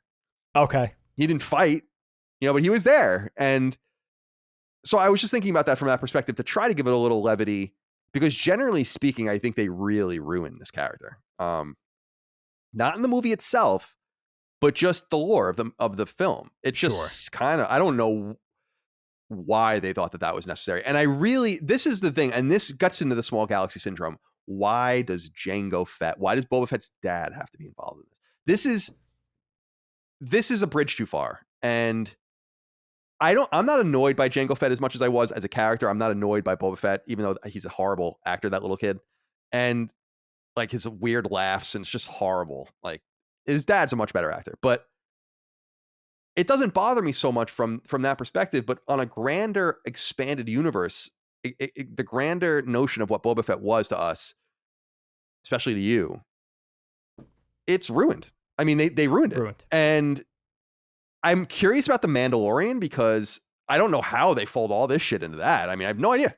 I'm sure it has to be, but so it actually makes me kind of curious about that as well. Although I Yeah. just have way too many things to watch and play. It's just not going to happen anytime soon. But talk to me a little bit about this, because you're I'm a Boba Fett fan. I love Boba Fett, but you are a Boba Fett just huge fan from 1980. I mean, and before that, 1979, the Christmas special. Yeah. It's true. It's interesting to think back all the way. Yeah, I'm a Boba so I freak. thought, so as someone who really, we relate you to that character in our family and in our friends groups and stuff, right? Like, what did you make of Jango Fett, young Boba Fett, and the way that they kind of introduced the Slave One and all this kind of stuff into the movie? It just seemed to ruin. I knew this at 17 that it ruined Boba Fett for me. Yeah, I hear you on that. It's, it's an interesting thing to not, we talk about George Lucas being a little tone deaf to what he originally created in many ways, and being a little out of step with what meant so much to Star Wars fans in those original films, and, course correcting or sort of just going in various directions as you wish without really paying attention to the context of the whole thing, of the whole series as one body of work, and the small versus big galaxy syndrome and everything. But we already saw that in Phantom Menace with, for instance, Anakin creating C-3PO. And as you said, with R2 being along for almost every step of the ride, being in the prequel movies, then being bought by Owen, then being on the X-Wing when the first Death Star was destroyed, and then being, in the sequel trilogy, and being with Rey, and then being with Luke when Kylo betrayed him and the Jedi Temple was destroyed. Like, R2's been along for the entire thing. Vader knows R2. Anakin calls R2 by name in this film. It's like, there's no... It's pretty wild. Like, what do you think? It's pretty crazy. It's cool. I mean, that's cool just from the sense of, like, when you think about the original Death Star, and you're like, did Vader recognize these droids? I know. Like, it's still Vader. It's still Anakin in there somewhere. He's some kind of cybernetic monster. He knows now, who Obi-Wan is. Anakin. The droids are with Obi-Wan, so does he know? Like, that's because he made C-3PO. You have to wonder. You have to wonder. I still think about that. It's true. I totally hear what you're saying. And then, but at the same time, you're trying to create the feel of this big galaxy, right? You have this republic. You have thousands of solar systems now sort of breaking off and forming this whole separatist faction. Good shit. So you're trying to make the universe feel vast and big and important, and it's dangerous that this conflict is in the offing and everything. But at the same time, you're like, yeah, and all these clones that the Jedis need to fight to form this army are based off of Boba Fett's dad. Ta-da! Like, hey, it's like, but Boba Fett started as this character that seemed like they were trying to, again, we talk about mystique, especially with a character like Boba Fett. Like, that's the first character I think of in anything when you talk about the word mystique. It was like just showing him enough, just using him enough in the story to leave you wanting more, whether that was especially in Empire Strikes Back or even in Return of the Jedi. Very little dialogue. Of course, he's killed in an unfortunate way in Jedi, as we all know. Boba Fett. But that may or may not be retconned going forward into Star Wars. But, like, it is an interesting thing because you're trying to do two things at one time. And to me, it really just smacks of what I really think it is. It's like George Lucas was really late in realizing, I guess, that Boba Fett was this popular thing. I don't know how. Like, you had how many 12-inch action figures? Maybe a dozen, and Boba Fett made the cut. So how... You know what I mean? He was obviously already important. He was obviously already had this huge fan following. People loved him. People were intrigued by the character. Who is this guy? Blah, blah. And then, you want to sell more toys. Now, at the same time, I'm kind of a hypocrite because I love the whole Kamino thing, this water planet. I love seeing Slave One. I'm obsessed with Slave One. I think it's like the coolest ship. What's that? They renamed it. Oh, did they rename it? Yeah, in like the new, in the ethos. Oh, so like for the new Lego sets and stuff. Yeah, what do they call it now? Let me see. Let me look. I have to look at that. But you know what I mean? Like, so at the same time, I enjoy seeing that. I enjoy like seeing Boba Fett like fight with his dad, like he's firing the turbo lasers from the Slave One as his dad's fighting Obi-Wan and stuff. But all in all, it's pretty sorry to put him in there. You could have put any character in there. You have that Zam Wessel assassin subcontracting bounty hunter character. You had a new bounty hunter character. Why not try something new. Yeah, Make it it was make a different changeling or whatever they character. call it. It was cool. The I actually really changeling. liked that, and Kind of cool. It was cool that Jango Fett killed her as well. But maybe I don't know. I agree with you. By the way, it's just renamed Boba Fett's Starship. Okay. They didn't even try. We don't want Boba Fett to have a ship named the Slave. That would be. Well, it's like Slave Leia, right? She's like prisoner Leia now. She can't be Slave Leia anymore. It's incredible. I mean, he's a bounty hunter. Now, by the way, the thing, so in the ethos of Star Wars as well, what bothers me about this, and I think you can feel this, is I always felt Boba Fett's beef had nothing to do with the Jedi. Yeah. Okay. That Boba Fett is after money and he has beef with Han Solo. Right? Yes. And Lando. Somewhere along the line like that. But he doesn't have, he just wants money, right? Like he gets intertwined with Luke at Bespin and all this kind of stuff. And obviously at Jabba's palace because he's going after Han. He has nothing to do with the Jedi. No, right? He's a gun for Even hire. when he goes to the Executor in Empire with Dengar and Forlom and all of them, they're not talking about anyone but Han Solo because they're using it as a tool so Vader can spring the trap on Luke. Right, exactly. So I feel like in some way they blur the lines here in a way where it's like, it's cool, as I said, that Boba Fett sees Anakin, or sees Obi-Wan. Yeah. But it kind of ruins the mystique because you would think that he just gets in because of Han. And now he's that's what I would think. This. That's what I always think. But let me ask you this question. Some of our listeners may already know this. I don't. But who started the whole thing or the whole story point or universe thing where the Mandalorians and the Jedi have bad blood? Was that started by Lucas or was that started by Disney canon later on? I don't know. Yeah, that's totally that's a whole nother thing that they tied in, and maybe they tied that in to explain this. Maybe George Lucas wrote it years ago. I really don't know. I'm honestly asking, but that's another thing. But I like your thing better, where it's like, yeah, Boba Fett's this gun for hire. Whoever's in his way, he already has automatic beef with. There's already a conflict because they're standing. Luke, Lando, whoever is standing in between him and his money, payable by the Empire, payable by Jabba, payable by whoever he's working for or with. So that seems more appealing to me, and that's kind of the Boba Fett or the bounty hunter Star Wars ethos that we grew up with that's now being adapted or changed around or toyed with. It's too much. Yeah, it's too much. I even love the encounter. First of all, I love the encounter, as we've discussed ad nauseum. I think like when Han walks into the room with Vader and Boba Fett in that's great. I love it. And he just puts his hand up like this. So Boba Fett just walks out. But Boba Fett's returning fire to Luke when he's trying to get to Slave One. He has no concern for Luke. He's trying to just get the hell out of there. Yeah. With the bounty. So you would think that like if they cared, he would have been like, I'm not going yet. I have unfinished business here. But he's like, I'm out of here. I have my piece. I'm going to Tatooine now. And now we know later on in Return of the Jedi that he was part of the plan the entire time. He had to get out of there. But you're right, of course. It's just, I don't know why they felt the need to do that, other than that it was easy. And that George Lucas had a list probably of things. And it's like, well, everyone loves Boba Fett. And I'm like, yeah, everyone loves Wedge. Yeah, exactly. Like we don't need to see too much of this. No. I was even flabbergasted when I found out Dengar was in Return of the Jedi, which we talked about on that episode where I was like, what the fuck are you talking? When I found that out, I literally was like, no, he isn't. You know, like I had this like huge argument. I know that was, that's another. And that's another motherfucker is in the background. So there he is. No, dude, I think in this case, it's just a tether back to the original Star Wars movies to draw people in. And maybe that was in an apologetic way or a fan servicey way to get after the backlash from Phantom Menace. And there wasn't a complete backlash from Phantom Menace. It was mostly the old, crusty Star Wars fans like my generation, a little bit into Colin's generation, because Colin's young for that, but he's a purist. He was raised by the Gen X Star Wars fans. I was raised in that tradition. You were raised in hate. I was raised in hate, that's right. And so I like Kamino. I like those characters. I love the idea of the clone army. It's cool seeing them assemble. One of the things I wanted to ask you about with this, let's talk about it. Derek Beek wrote in and said, hello, what do you guys think about the art direction for the clone troopers and their vehicles? One of my favorite parts of this movie is all the unique clone designs and just how aggressive their helmet designs are compared to everything before and after. I also love how the new vehicles that were introduced in this movie and how you can see the evolution of their designs, the designs we see in the original trilogy.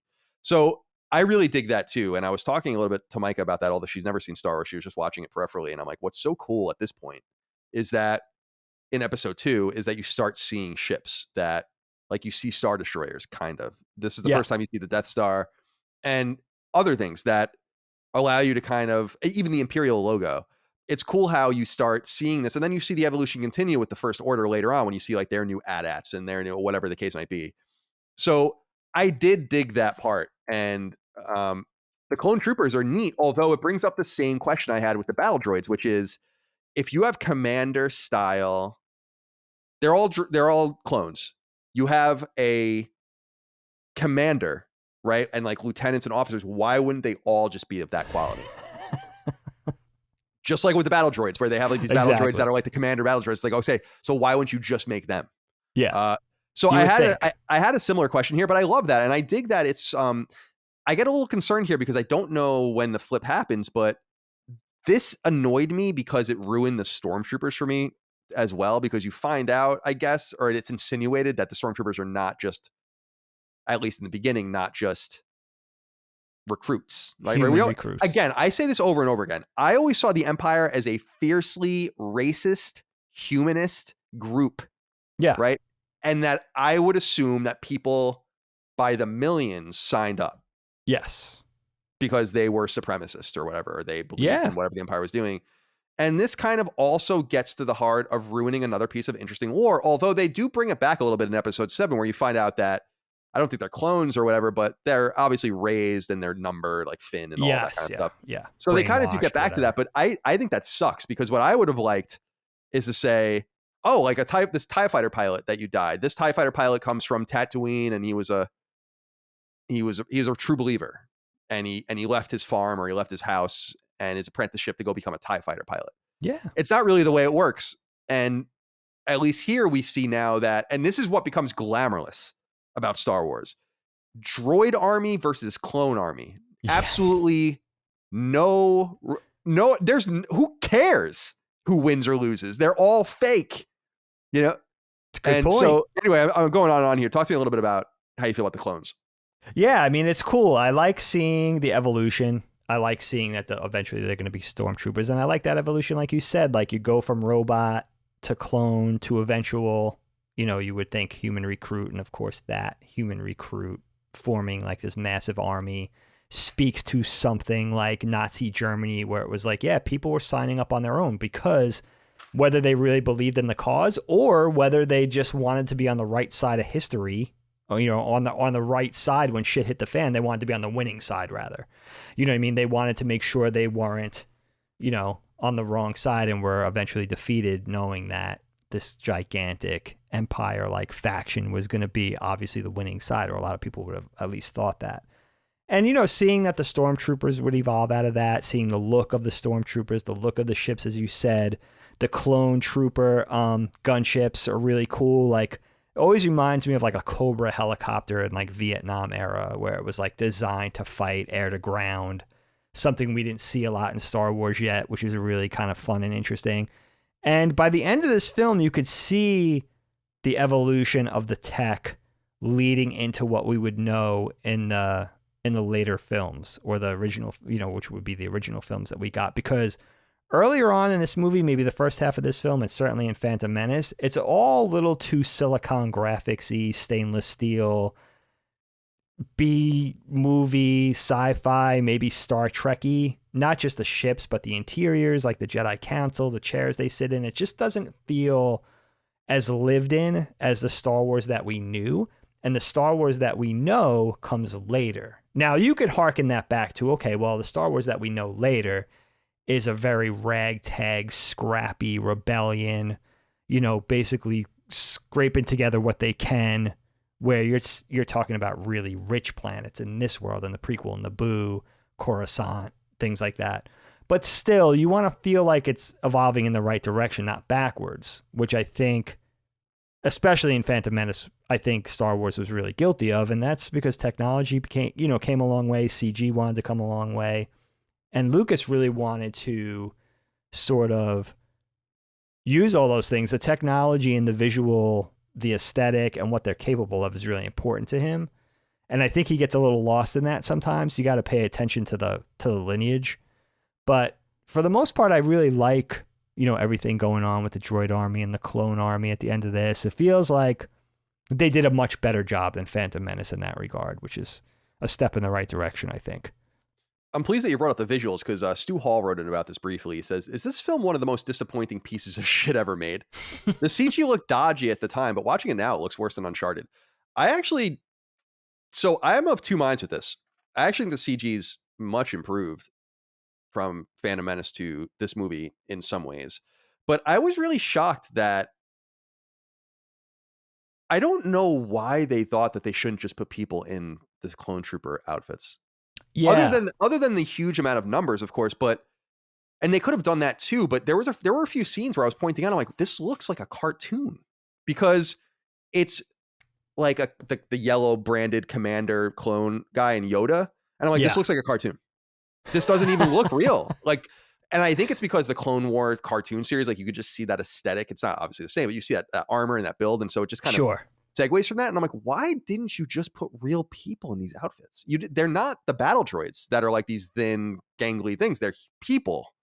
So they made a huge mistake there as well, I think. But I was curious. Did you feel like it ever looked a little bit cartoon-like at some points? Yes. Because there were scenes where it was where it was the clone and Yoda and like in a ship or whatever, and I'm like, wow, this just doesn't look right. And what's interesting is that I think that in some ways they didn't learn their lesson fully in any of the movies, but you could tell they were starting to get back to a little bit more of a practical effect, ethos, because the Naboo stuff with Anakin and Padme is mostly real, and it looks great. The grass and the buildings and stuff. Obviously, the waterfalls aren't real and stuff, but it looks wonderful. I mean, I think that's the luscious part of the entire movie. Meanwhile, you go to Geonosis, which I want to talk about next, and I noticed, I was paying attention, like Padme is running along the ground at one point. It's all dirt, and she's not even on the ground. Like, there's no dirt. I'm like, what is this? This is so weird. That's bad. But let's talk a little bit about Geonosis, the droid forge. I think that's kind of neat, but I actually think this is where the movie largely falls apart for me. Colin Colhoven wrote in and said, as a kid, I loved this movie. For whatever reason, I was able to look past the horrible dialogue and meandering story to the last 15 minutes or so of the movie. Does the fight scene in the arena and Geonosis save the movie in any way for you two? What about the extremely caffeinated Yoda fight? We'll talk about that in a minute. Oh, we got to get to that. But I want to talk just about Geonosis itself, and the fighting. I guess I must say that the movie really loses itself for me towards the end. There's too much action. I know this is a complaint I have, but I don't give a fuck about so much of this, I guess, in a way. Again, you could just put the 15-minute bracket up and say, like, bang your battle droid and clone trooper figures together, and that's basically what happens here. And I know that that's not a popular thing, because I know a lot of people love to go to that, but it felt stakeless because no one involved, with the exception of the Jedi, most of whom we have no idea who they even are. We're not even introduced to them. There are no stakes here. There's a great political stake, but none of again, who cares if the droids are killing the clones? Who cares? I mean, we care because we want an outcome. Right. But certainly we don't care about them as individuals. And that reduces it. I mean, now think about Endor or something where like the stormtroopers are fighting these human rebellion soldiers, or even think about the newer episodes, episode 7, right? When they go to the village in the beginning with Finn. And so what do you make of that? Like the kind of toys banging together mentality that I have. And I know a lot of people really love the Geonosis stuff, but I think it sucks. Like I hated the conveyor belt scene. It felt like a video game. It's stupid. It did feel like a video game. And it's just so the comedic relief is a little weird. Obi-Wan's being like, I told you to stay, and he makes some joke, Anakin is like, well, we were trying to save you, and this has no stakes for me. I don't know who the fuck this Count Dooku guy is. Yeah, well, that's a big minute. I have no idea why suddenly the trade Federation's back involved, and all those like Asian racist dudes. Yeah, they're back now all of a sudden. Right. So it's like all the stakes, frankly, couldn't be much lower for me. The only character in this entire thing I care about is Obi-Wan. They can kill everyone else for all I care. So I hear that. What do you make about Geonosis? Before we even get into the real, I want to talk about Dooku and Yoda, but of course. But apart from that, yeah, I mean, Geonosis, you got another set piece thing in the beginning of the movie, you had Coruscant, you had the spaceship chase between Anakin and Obi-Wan and Zam Wesell, and the whole like little bit of Blade Runner-y feel in there, nighttime chase scene with the neon billboards and all that kind of stuff. And then, of course, going over to Kamino with the water and the rain. And this was just another set piece. And it was 2 set pieces, right? You had the droid foundry, that whole thing, as you said, feels very video game-like with Padme running along the conveyor belt and Anakin killing all of Dooku's army of weird insect gargoyle type creatures and everything. It's very strange. I actually thought that battle or the droid with the lightsabers popped up at this point, but he doesn't apparently. So, I was expecting him too. Yeah, you're talking about what's his name? God, what is his name? Droid, the multi-armed cyborg droid with lightsaber Jedi killer thing. Yeah, this is General Grievous. Yeah, Grievous. Yeah, no, he doesn't pop up until we'll get an opportunity to talk about him, and then the Coliseum thing. Which enters into the Coliseum thing was interesting because it reunites Padme, Anakin, and Obi-Wan, and it almost feels like Jabba's, our heroes in Return of the Jedi, being reunited at Jabba's palace to endure some sort of trial, of course. Leia, Lando, Han, and Luke go to the Sarlacc pit. They go into the Coliseum to face off the crab, spider, dragon, rhino, triceratops, rancor, ferret, mouse, tiger, creatures, whatever. But yeah, feels very like a lot of this movie to me crosses over into what I know inspired Star Wars largely anyway, were like those weekend sci-fi B-movie commercial serial Flash Gordon type things. But this enters full on into that sort of territory. It was like the nefarious bad guy has his minions and has his monsters and pits his prey against his, undefeatable, very James Bond villain like almost. It almost gets a little silly. And really knowing George Lucas, it was really largely, a CG jerk off. I mean, I hate to put it that way, showcase for, what ILM was then capable of. But it's amazing how many of these things are pretty egregious. Like, they don't hold up that well. The design is great. I love the design of the monsters. They're super cool. Animation largely okay. We could see more weight, more camera work, more effects with the dust and everything like that. Like you were saying earlier, there's shots where the characters don't feel like they're grounded. When it becomes, the Jedi's fighting the battle droids, it's the first time we're seeing the Jedi en masse taking on an opponent, an opposing army. A lot of those battle droids, when they fall down and hit, you could see like there's no shadow under them. They're not laying in sand. They're just kind of laying like, right on top. There's no grounding. There's no blending. A lot of that speaks to 20-year-old CG, and that we're just really spoiled. And we talk about that a lot on the show. But a lot of that talks to just really also like just missed opportunity. Like, this is the first time we're seeing all the Jedi Knights, as a force to be reckoned with, taking on an opponent. And it's kind of lackluster. It's the Clone Wars we were promised, Yeah, right. I mean, that's a great point. We hear about the Clone Wars since the late 70s, since our first experience with Star Wars. Obi-Wan's reflecting on it. It's sort of this ghostly apparition-like thing that we don't know much about, but we know it happened in the past of this universe. It was an important thing. There were people involved in it. It brought us to this point. And now we're seeing it. That's such an important part of the prequel trilogy conversation, is you're seeing a lot of the things you always heard about, and the expectations are real high, and they don't deliver a lot. And this is one of those things where it's like, it's an action thing, it's eye candy, but the substance behind it could maybe prove out a little more than it does. That Indeed. Makes sense. It does. Now, we have to talk about Dooku, and Blake Gevedin wrote in and said, "Hey guys, while I know that this movie gets a lot of flack, it does contain my favorite Sith of all time. That's right, it's the elegant fallen Jedi Count Dooku, aka Darth Tyrannus. To me, he brings a noble portrayal of the Sith that beats out the overdone mustache twirling baddies of much of the Star Wars universe. What are your thoughts on his performance in the film? Always remember, twice the pride, double the fall. And then Jefferson Wentworth also wrote in and said, does Count Dooku have the coolest lightsaber in Star Wars? It's pretty cool. It's cool. The hilt is bent. Yeah, I like that a lot. And he like fights with it a little bit differently too, which is neat. But it's still Maul's lightsaber for me any day of the week. But yeah, so Dooku, I always had a problem with this character because I felt like he was not really necessary. That you could have gotten to this point with Darth Maul just acting in this role in some way, because you're just trying to get from point A to point B. Yeah. And it felt very peculiar and like a toy move, although Christopher Lee is obviously a big actor, but it just felt like a move to like introduce this new character, these new lightsabers, new things you can sell and all of that. And it's an interesting performance, but I'm not crazy about this character. And I'm curious what you make about Dooku. I don't think he's, again, I don't think it's as bad as I thought it was, but it just seems like you're pushing someone new in that doesn't need to be there. Like, why can't you use some of the characters you already have? If you're going to bring the Trade Federation guys back, then why not just make them do this? It doesn't really, I don't understand what the point of that was. Yeah, no, I agree with you. Saruman.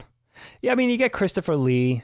You know, I know George Lucas is coming from that generation where they really lusted after and admired like the B movie, you know, the B horror stuff. And Christopher Lee is this iconic actor, and he has that, I guess he has that old veteran Sith type of presence, you could argue. And I like his performance in this. I like that he's so subdued and staid and not worried. And, you know, he sort of smacks as that, you know, that proper villain that's been around for a long time, that's maybe been behind the scenes. And of course, he turns out to be sort of a figurehead and somebody who's, you know, he's basically Sidious's apprentice, right? Basically is what it turns out to be. And then we find out that Qui-Gon was his apprentice.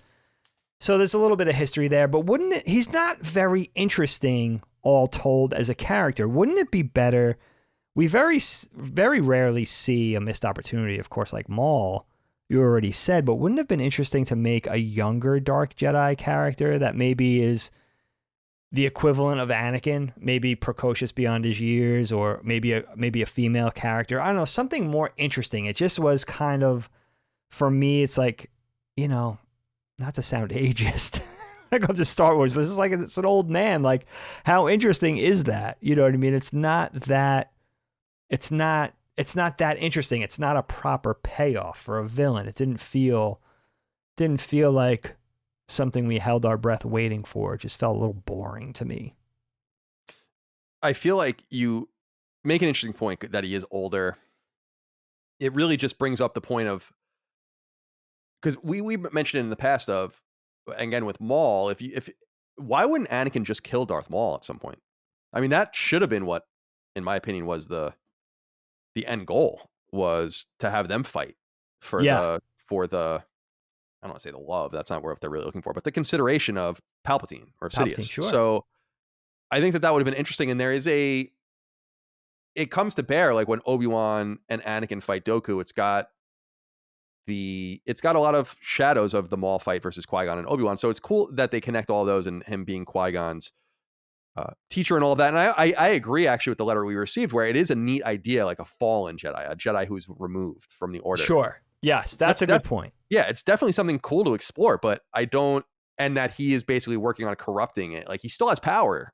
He's just they don't consider him a Jedi. It doesn't mean that they remove his powers and his abilities to do what he wants. And I find that quite fascinating as well.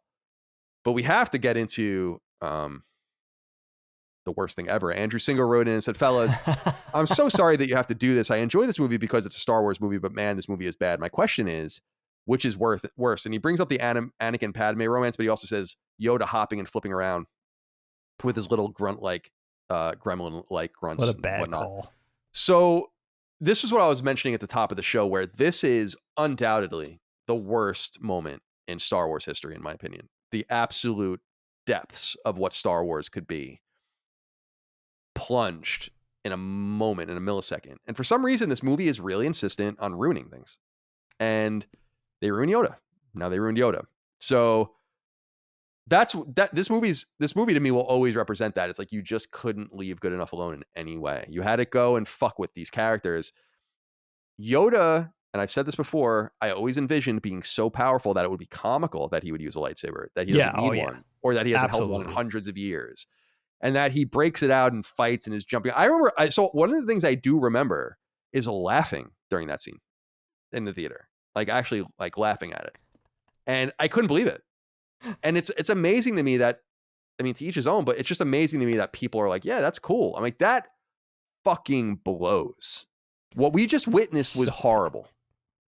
And I watched it again yesterday when I was watching the movie, and I'm like, this is atrocious. This is one of those things where, again, I want to talk more about this in a moment, but like, how do you not know that this is bad? What were you thinking giving Yoda a lightsaber and having him bounce around like that? Who were you speaking to with this? What fan base wanted to see Yoda like this?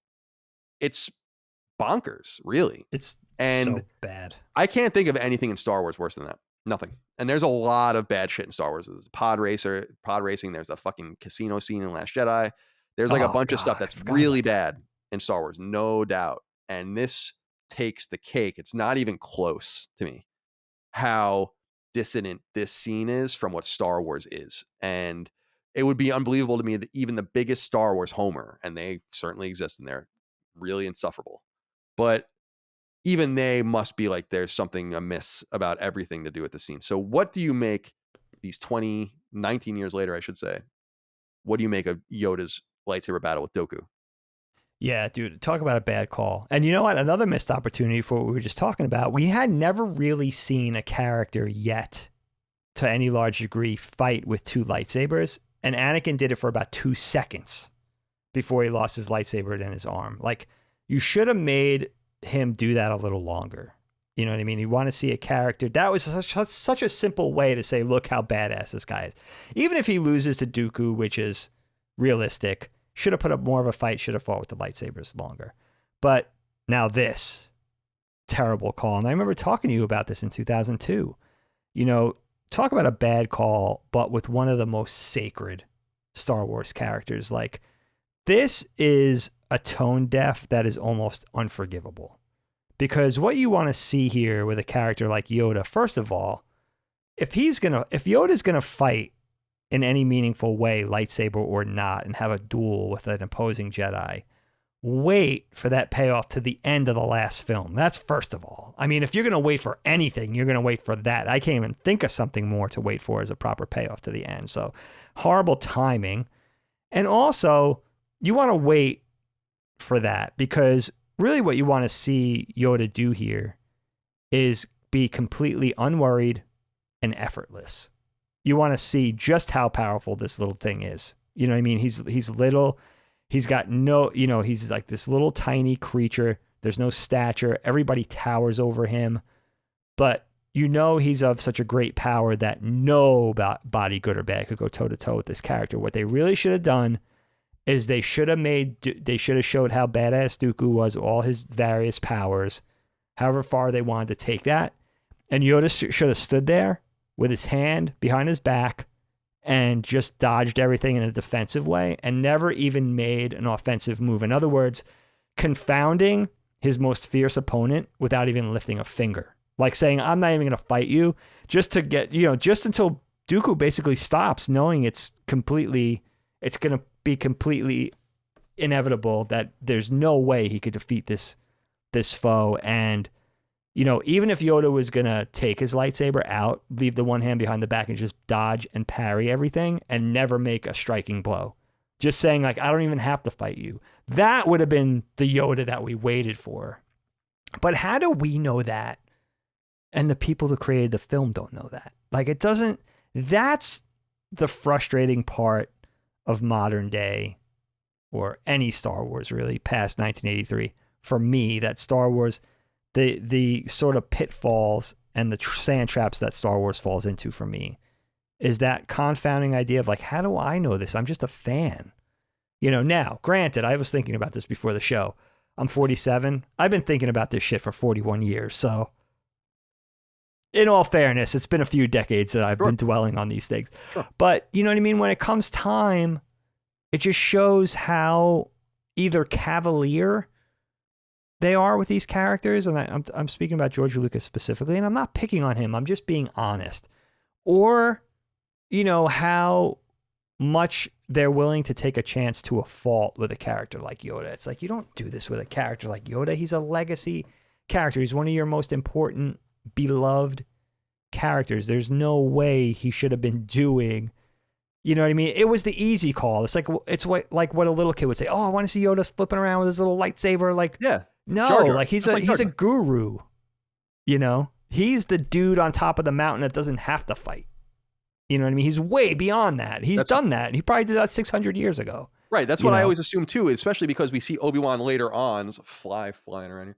We see Obi-Wan on the Death Star basically give up, and you would just think that there would be some, Yoda's not going to give up at that point, but you just see that there's more to the way that they fight each other, a more sophisticated thing that they do than this, and it just further brings up like why that fight in A New Hope is just looked at as being so bad, because the duel, on the Death Star. Because everything else looks so good. I mean, it doesn't make any sense, but that's fine. I have no huge problem with that. But with Yoda, and then I actually wrote this line down. He says, "To the forward command center, take me." And Philip Walker wrote in, and this is the last question I have, and then we'll get into the things we wanted to talk about that we didn't. But he says, "Gentlemen, at what point in a creative endeavor do a group of adults look at a piece of work and think, oh shit, this is really bad? It baffles me that so much money and talent can combine to create such a disaster. You are both creatives in varying fields. It must be glaringly obvious that something is very wrong during the production of these things. At some point, do you just accept that it is what it is and get it out of the door?" I'm morbidly curious about this as well. Yeah. Because there are many situations where games, certainly, where people realize the game's not going to be good. You have to get it out. And that's what you do with things that don't matter. Star Wars matters. It's supposed to matter a great deal. And this movie, I think, is kind of the most egregious in a way, because it set the cadence, right? Well, it didn't set the cadence. It secured the cadence that was started with episode 1, where this just wasn't going to be very good. And this was the film where they had an opportunity to make it right. And it really does make you wonder what the collaborative nature of this movie and the filming of this movie, the writing, production of all the trilogy films, what it was like. We see a lot of that with Rick McCallum and everything, like, the famous shot of them watching the first cut of episode 1, and it's just quiet. And it's an amazing scene, because I think they all realize, like, oh no. And something similar you would assume could have, maybe not must have, but could have happened here, where people are afraid of this guy. I mean, if you're working on a Star Wars movie, I don't know what kind of tyrannical guy he is or not working for him, but if you're working on a Star Wars movie, you probably are going to shut the fuck up. I mean, I don't know that at some point you're going to go, "Hey, George, this is horrible." I mean, even if you are like the biggest person there, first of all, you're partially responsible for it, which is number one. Sure. So a lot of these guys are not willing to take the credit, and they're always going to defend this stuff. But the second thing is just,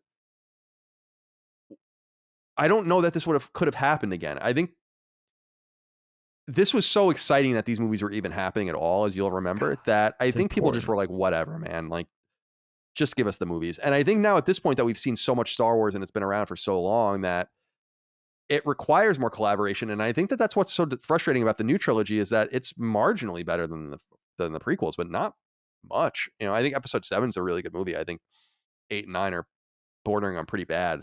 And it's just, it goes back to your point that why I've said this before with complete confidence, and I'm sorry, but just complete confidence. I could write a great Star Wars movie, and I would write a great Star Wars movie if given the opportunity, no doubt. And give me the money and the means and the access and all of that, and I'm not going to write episode 2. I guarantee you that. I'm not going to write episode 8 or episode 9. It's not going to happen. And it goes to what you're saying about just an understanding of what Star Wars is, and how the man who should have understood it the most didn't seem to understand it, and everyone around him was too afraid of him. Of course, there's a lot of money involved in these too. I mean, these guys were making tons of money. I mean, this is, I think, the worst performing Star Wars movie based on that's what they say. Yeah, but it still made $700 billion or oh my god, $700 million. So insane. So talk to me a little bit about this. I mean, what do you make about, to the point that Philip Walker made? Yeah.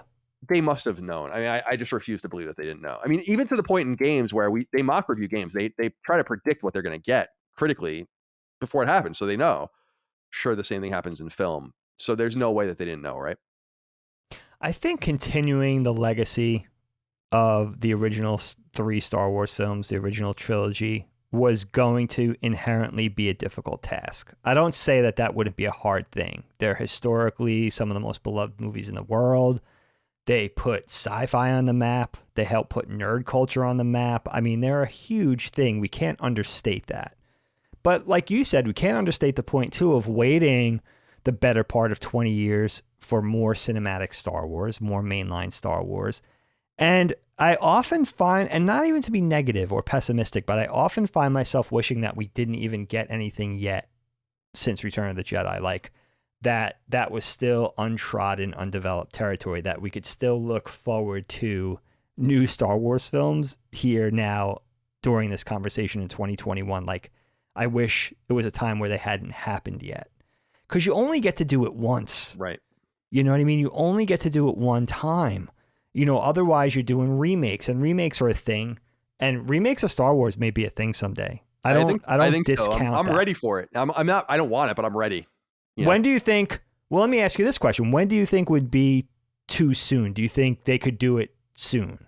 This decade would be too soon. I think we'll start seeing that stuff in the 2030s. I think you'll start when Harrison Ford's dead, Mark Hamill maybe passes away. Like obviously Carrie Fisher's gone, David Prowse is gone. Another decade or so. Right. Give it a little time. I hear that. Yeah. I mean, it's inevitable. It's hard. It's hard to say. I wonder really how much of it is being tone deaf to the original series and not honoring the lineage of what a Star Wars movie should feel like, what it should smell like, what it should taste like, what it should look like, all that stuff. Or how much of it was just like, okay, we have the foundations. Now it's our chance to be inventive and take Star Wars in a different way, which I think is foolish. I think that's a foolhardy philosophy.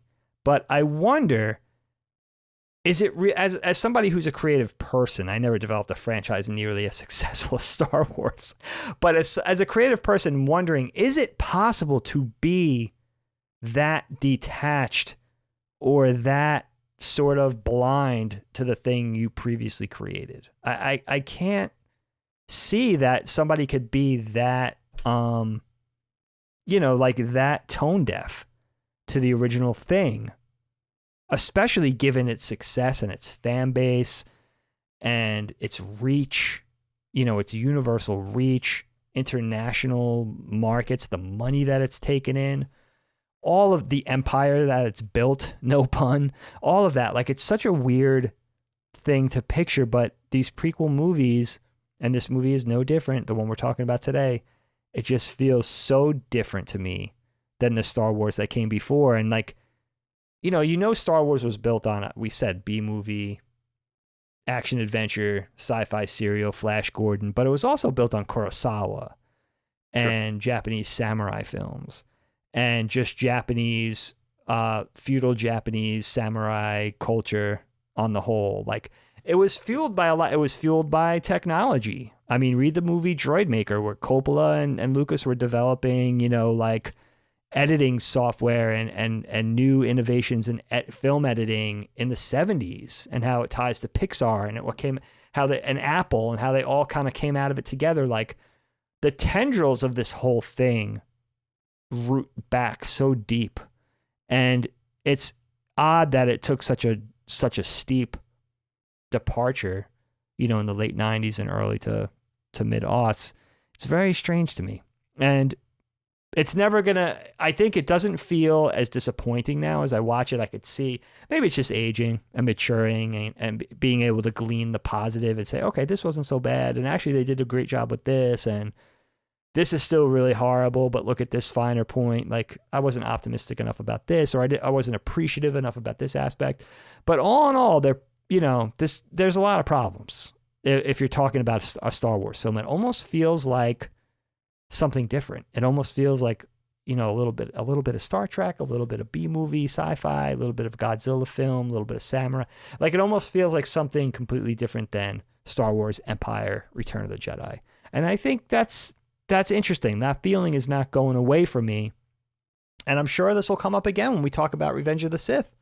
Not too far from now, That's another interesting thing. How did you guys vote for Revenge of the Sith and not want to come through Attack of the Clones first? That's interesting. I guess because Revenge of the Sith is more loved, more beloved. I think it is. I think most people consider that the best of the prequels. The best of the prequels. I don't know how I feel about this anymore. I mean, I need to kind of reassess this, but I will say this in conclusion, as we get into ending and wrapping things up, anything we didn't want to talk about, we can obviously touch on. There are a few things I want to say, but for the movie as a whole, the thing about this movie, and I challenge people to kind of think about this, and you too, Dagan, is did this movie do anything iconic? Is there anything in this movie? Think about it out there. Even Phantom Menace had quite a bit of iconography. Obviously, the pod race is famous, but the double-sided lightsaber and Darth Maul, we can take all of that out of there, right? A New Hope, I mean, that's everything. Empire Strikes Back, you have Hoth, you have Bespin, you have the bounty hunters and all of that. Jedi, obviously, you have, the Endor battle and the Ewoks and the second Death Star and all of these kinds of things.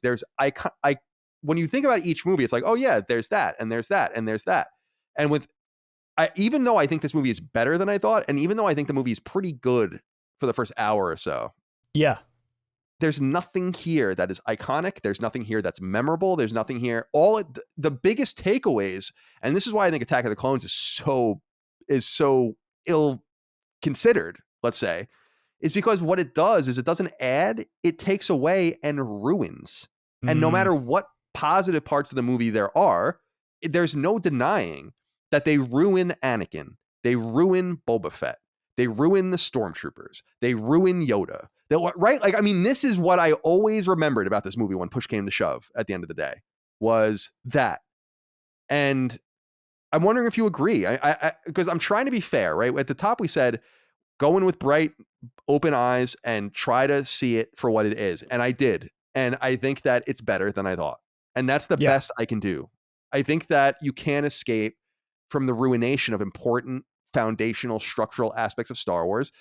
That it's the same thing like the midichlorians in episode one it ruined everything. Right. And yes, great point. Very important. And now they ruin Boba Fett. Now Yoda's hopping around like an asshole. Now the stormtroopers are clones. Now it's like, what? Well, it's almost like it's almost in some ways like someone came in and tried to ruin it. Sure. I know that they didn't do that, but some of this stuff is so bad, that it's like you have to try to do this. You have to know what you're doing. You have to have collaborators. It's a very important thing, and I'm learning this with my role-playing game that we're working on, and I've said this on a previous episode, where I've decided to just write the Bible and I'm going to let someone else write the game. Yeah. Right. Yeah. Because, and I'll manage it and I'll make all my tweaks and stuff, but it's like, I want to see what someone else's vision is of what I see in my head and have seen for a long time. But at the end of the day, the buck stops with me. Sure. Right. Whatever's going to be in that game, I will sign off on. And so we have to assume that the powers that be at Lucas at the time weren't signed off on this pretty subpar and incredibly disappointing movie, and it's not well regarded. And I think that there's a reason for that. So I'm wondering in closing what you think about that. Yeah, it's a great way to bring this conversation to a close. It's a great topic. I think, unfortunately, the things that this movie is remembered for are largely negative things. You have the stilted, wooden, puppet on a string acting, and the very specific choice to make Yoda fight, the way he does in this film. I think those are the two largest takeaways, or the things that are the most iconic. Unfortunately, they're negative things. There are positive things to this film. I wanted to shout out Ben Burtt and the sound design and the audio in this film. Sure. Because it is fucking impeccable. I love the guns. Some of the guns sound awesome. Like dude. Or Jango Fett bomb when it like comes out and it's like boom. Oh, in the asteroid field. Yeah, like I love the various noises. Very cool. That's ingenious. The sound of the ships, the sound of the weapons, the sound of, everything, like all the sound design. And I think Ben Burtt is credited with editing the film too, which is strange because I know George Lucas fancies himself still as an editor. But the audio in this movie is amazing. Now, like years later on Ultra 4K TV, like I enjoyed the hell out of it. Like it was like amazing. I had to keep lowering it. The sound is so dynamic. So there are positive, and you have Ewan McGregor. Shout out to Ian McDermott. He never gets enough credit. No, I mean, he's that great. guy I agree. Yeah, is he's great. so good. And he's a consistent main line through the movie, through the films too. Like whenever he's involved, which is, thank God, he's largely involved in most of the films, at least to some degree. Yeah, 1, 2, he's 3. He's always a bright light. It's right? like 1, 2, 3, 5, 6, 7, 8, 9. I think he's in all of them, right? Yeah, right. Yeah, that's right. Yeah. Yeah, so you're right. I had positives. that in my notes too. He's great. I mean, he's gets so it. Good. He gets it. Yes. He knows that part. I can't imagine somebody else playing Palpatine, whether it's, incognito Palpatine or straight up Emperor Palpatine. He's so good.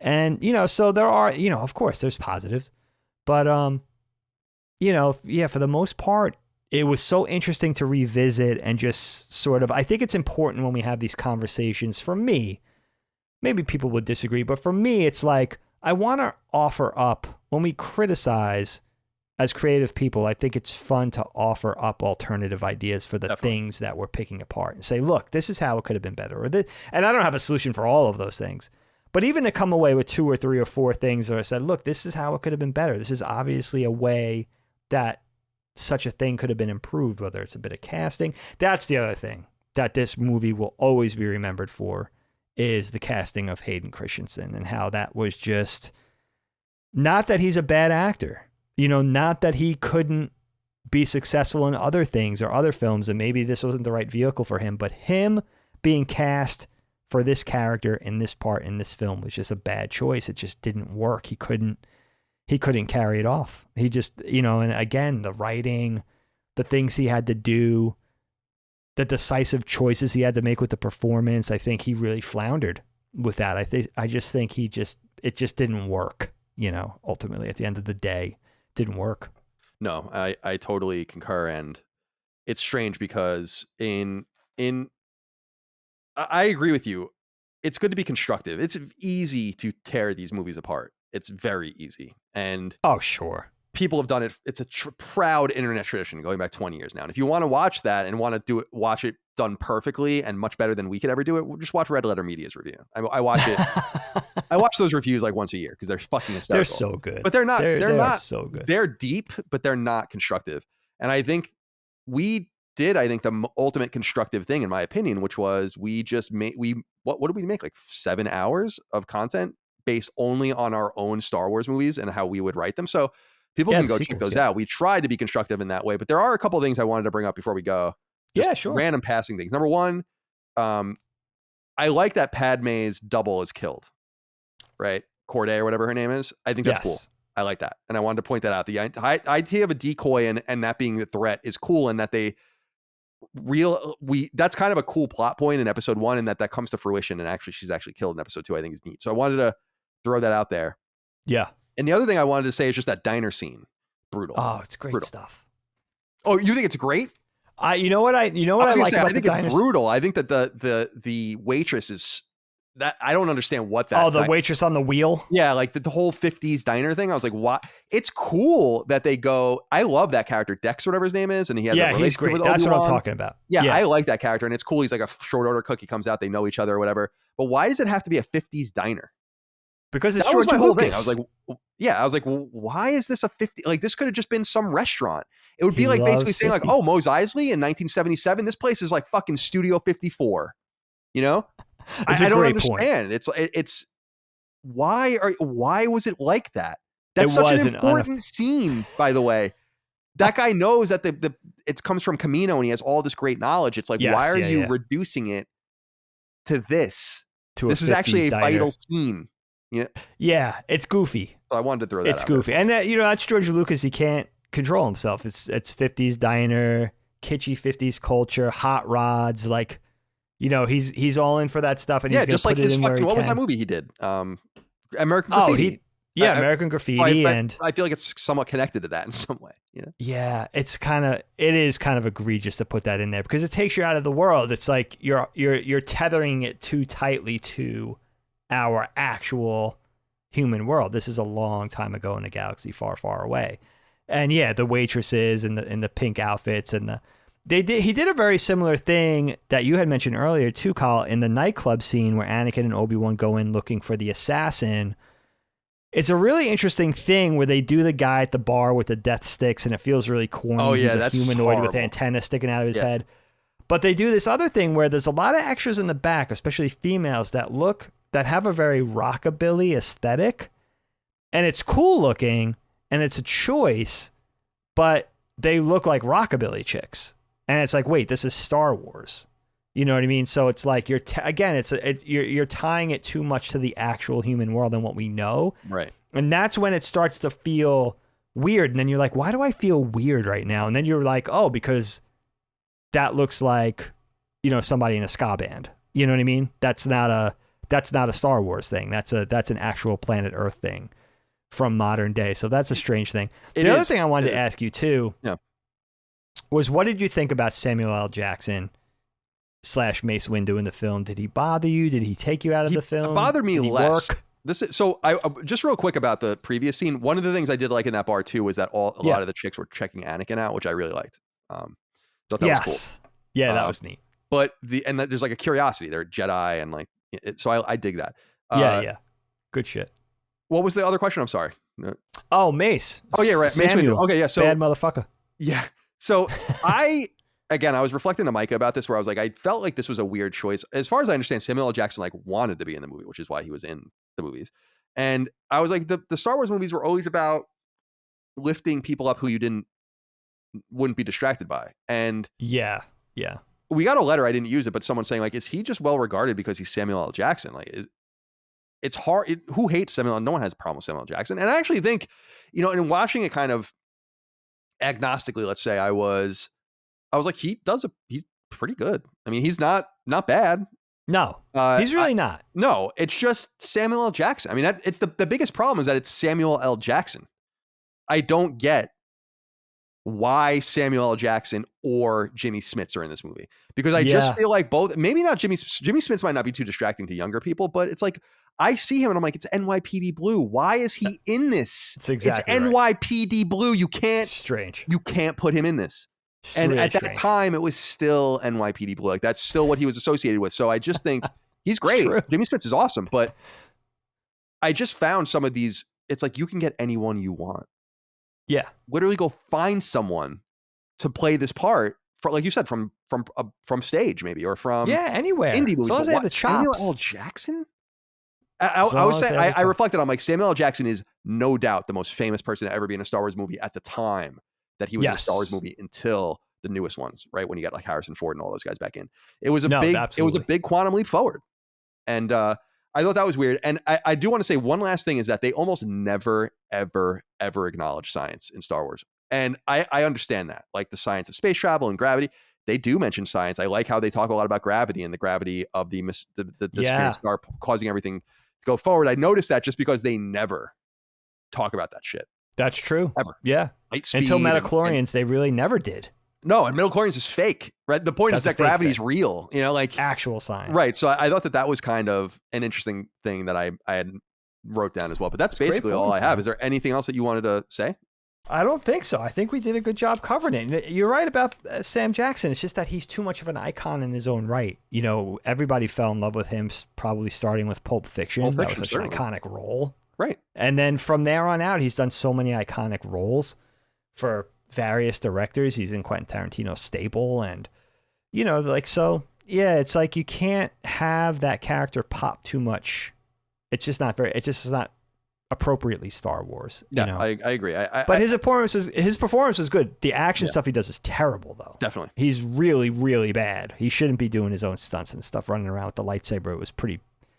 It's pretty egregious. If you check out his scenes in the Coliseum, it's not good.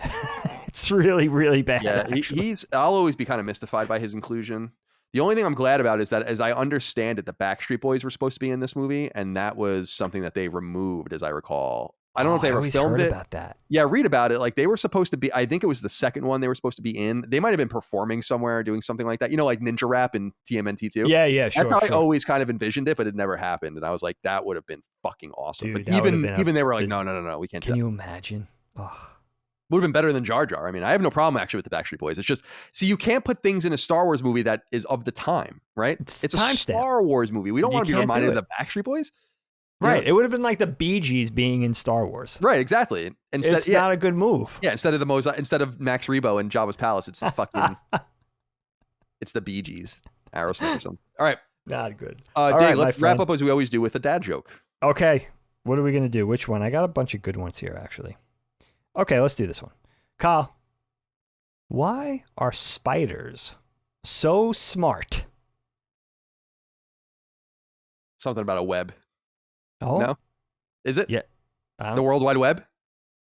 They can find everything on the web. Yeah, that's only the second time I ever. It's only the second time I ever was kind of close. You were close. That was really close. Yeah. Only what? We're 180. Is this episode 189? 190? 189. Yeah. I think it's 189. Yep. Not bad. That was fun. That was fun. I'm glad that we did that, and well, I'm not glad. Let's be honest. But it's done. We're done, and we'll get to episode 3 I just feel like if we keep developing this body of work, you're pretty set with employment. But I really just wish Disney would call me. Is it so preposterous? Is it that weird? No, it's not. I mean, I just don't think you. I think if you wanted to work on a Star Wars movie, you could. Yeah, You know? let me work on a Star Wars movie. That's all I'm saying. Or a show. You got the series now. You got Disney Plus. Got all these different vehicles for Star Wars. We got Visions coming out. I'm very excited about this. Yeah, tying cool. animation and anime together with Star Wars.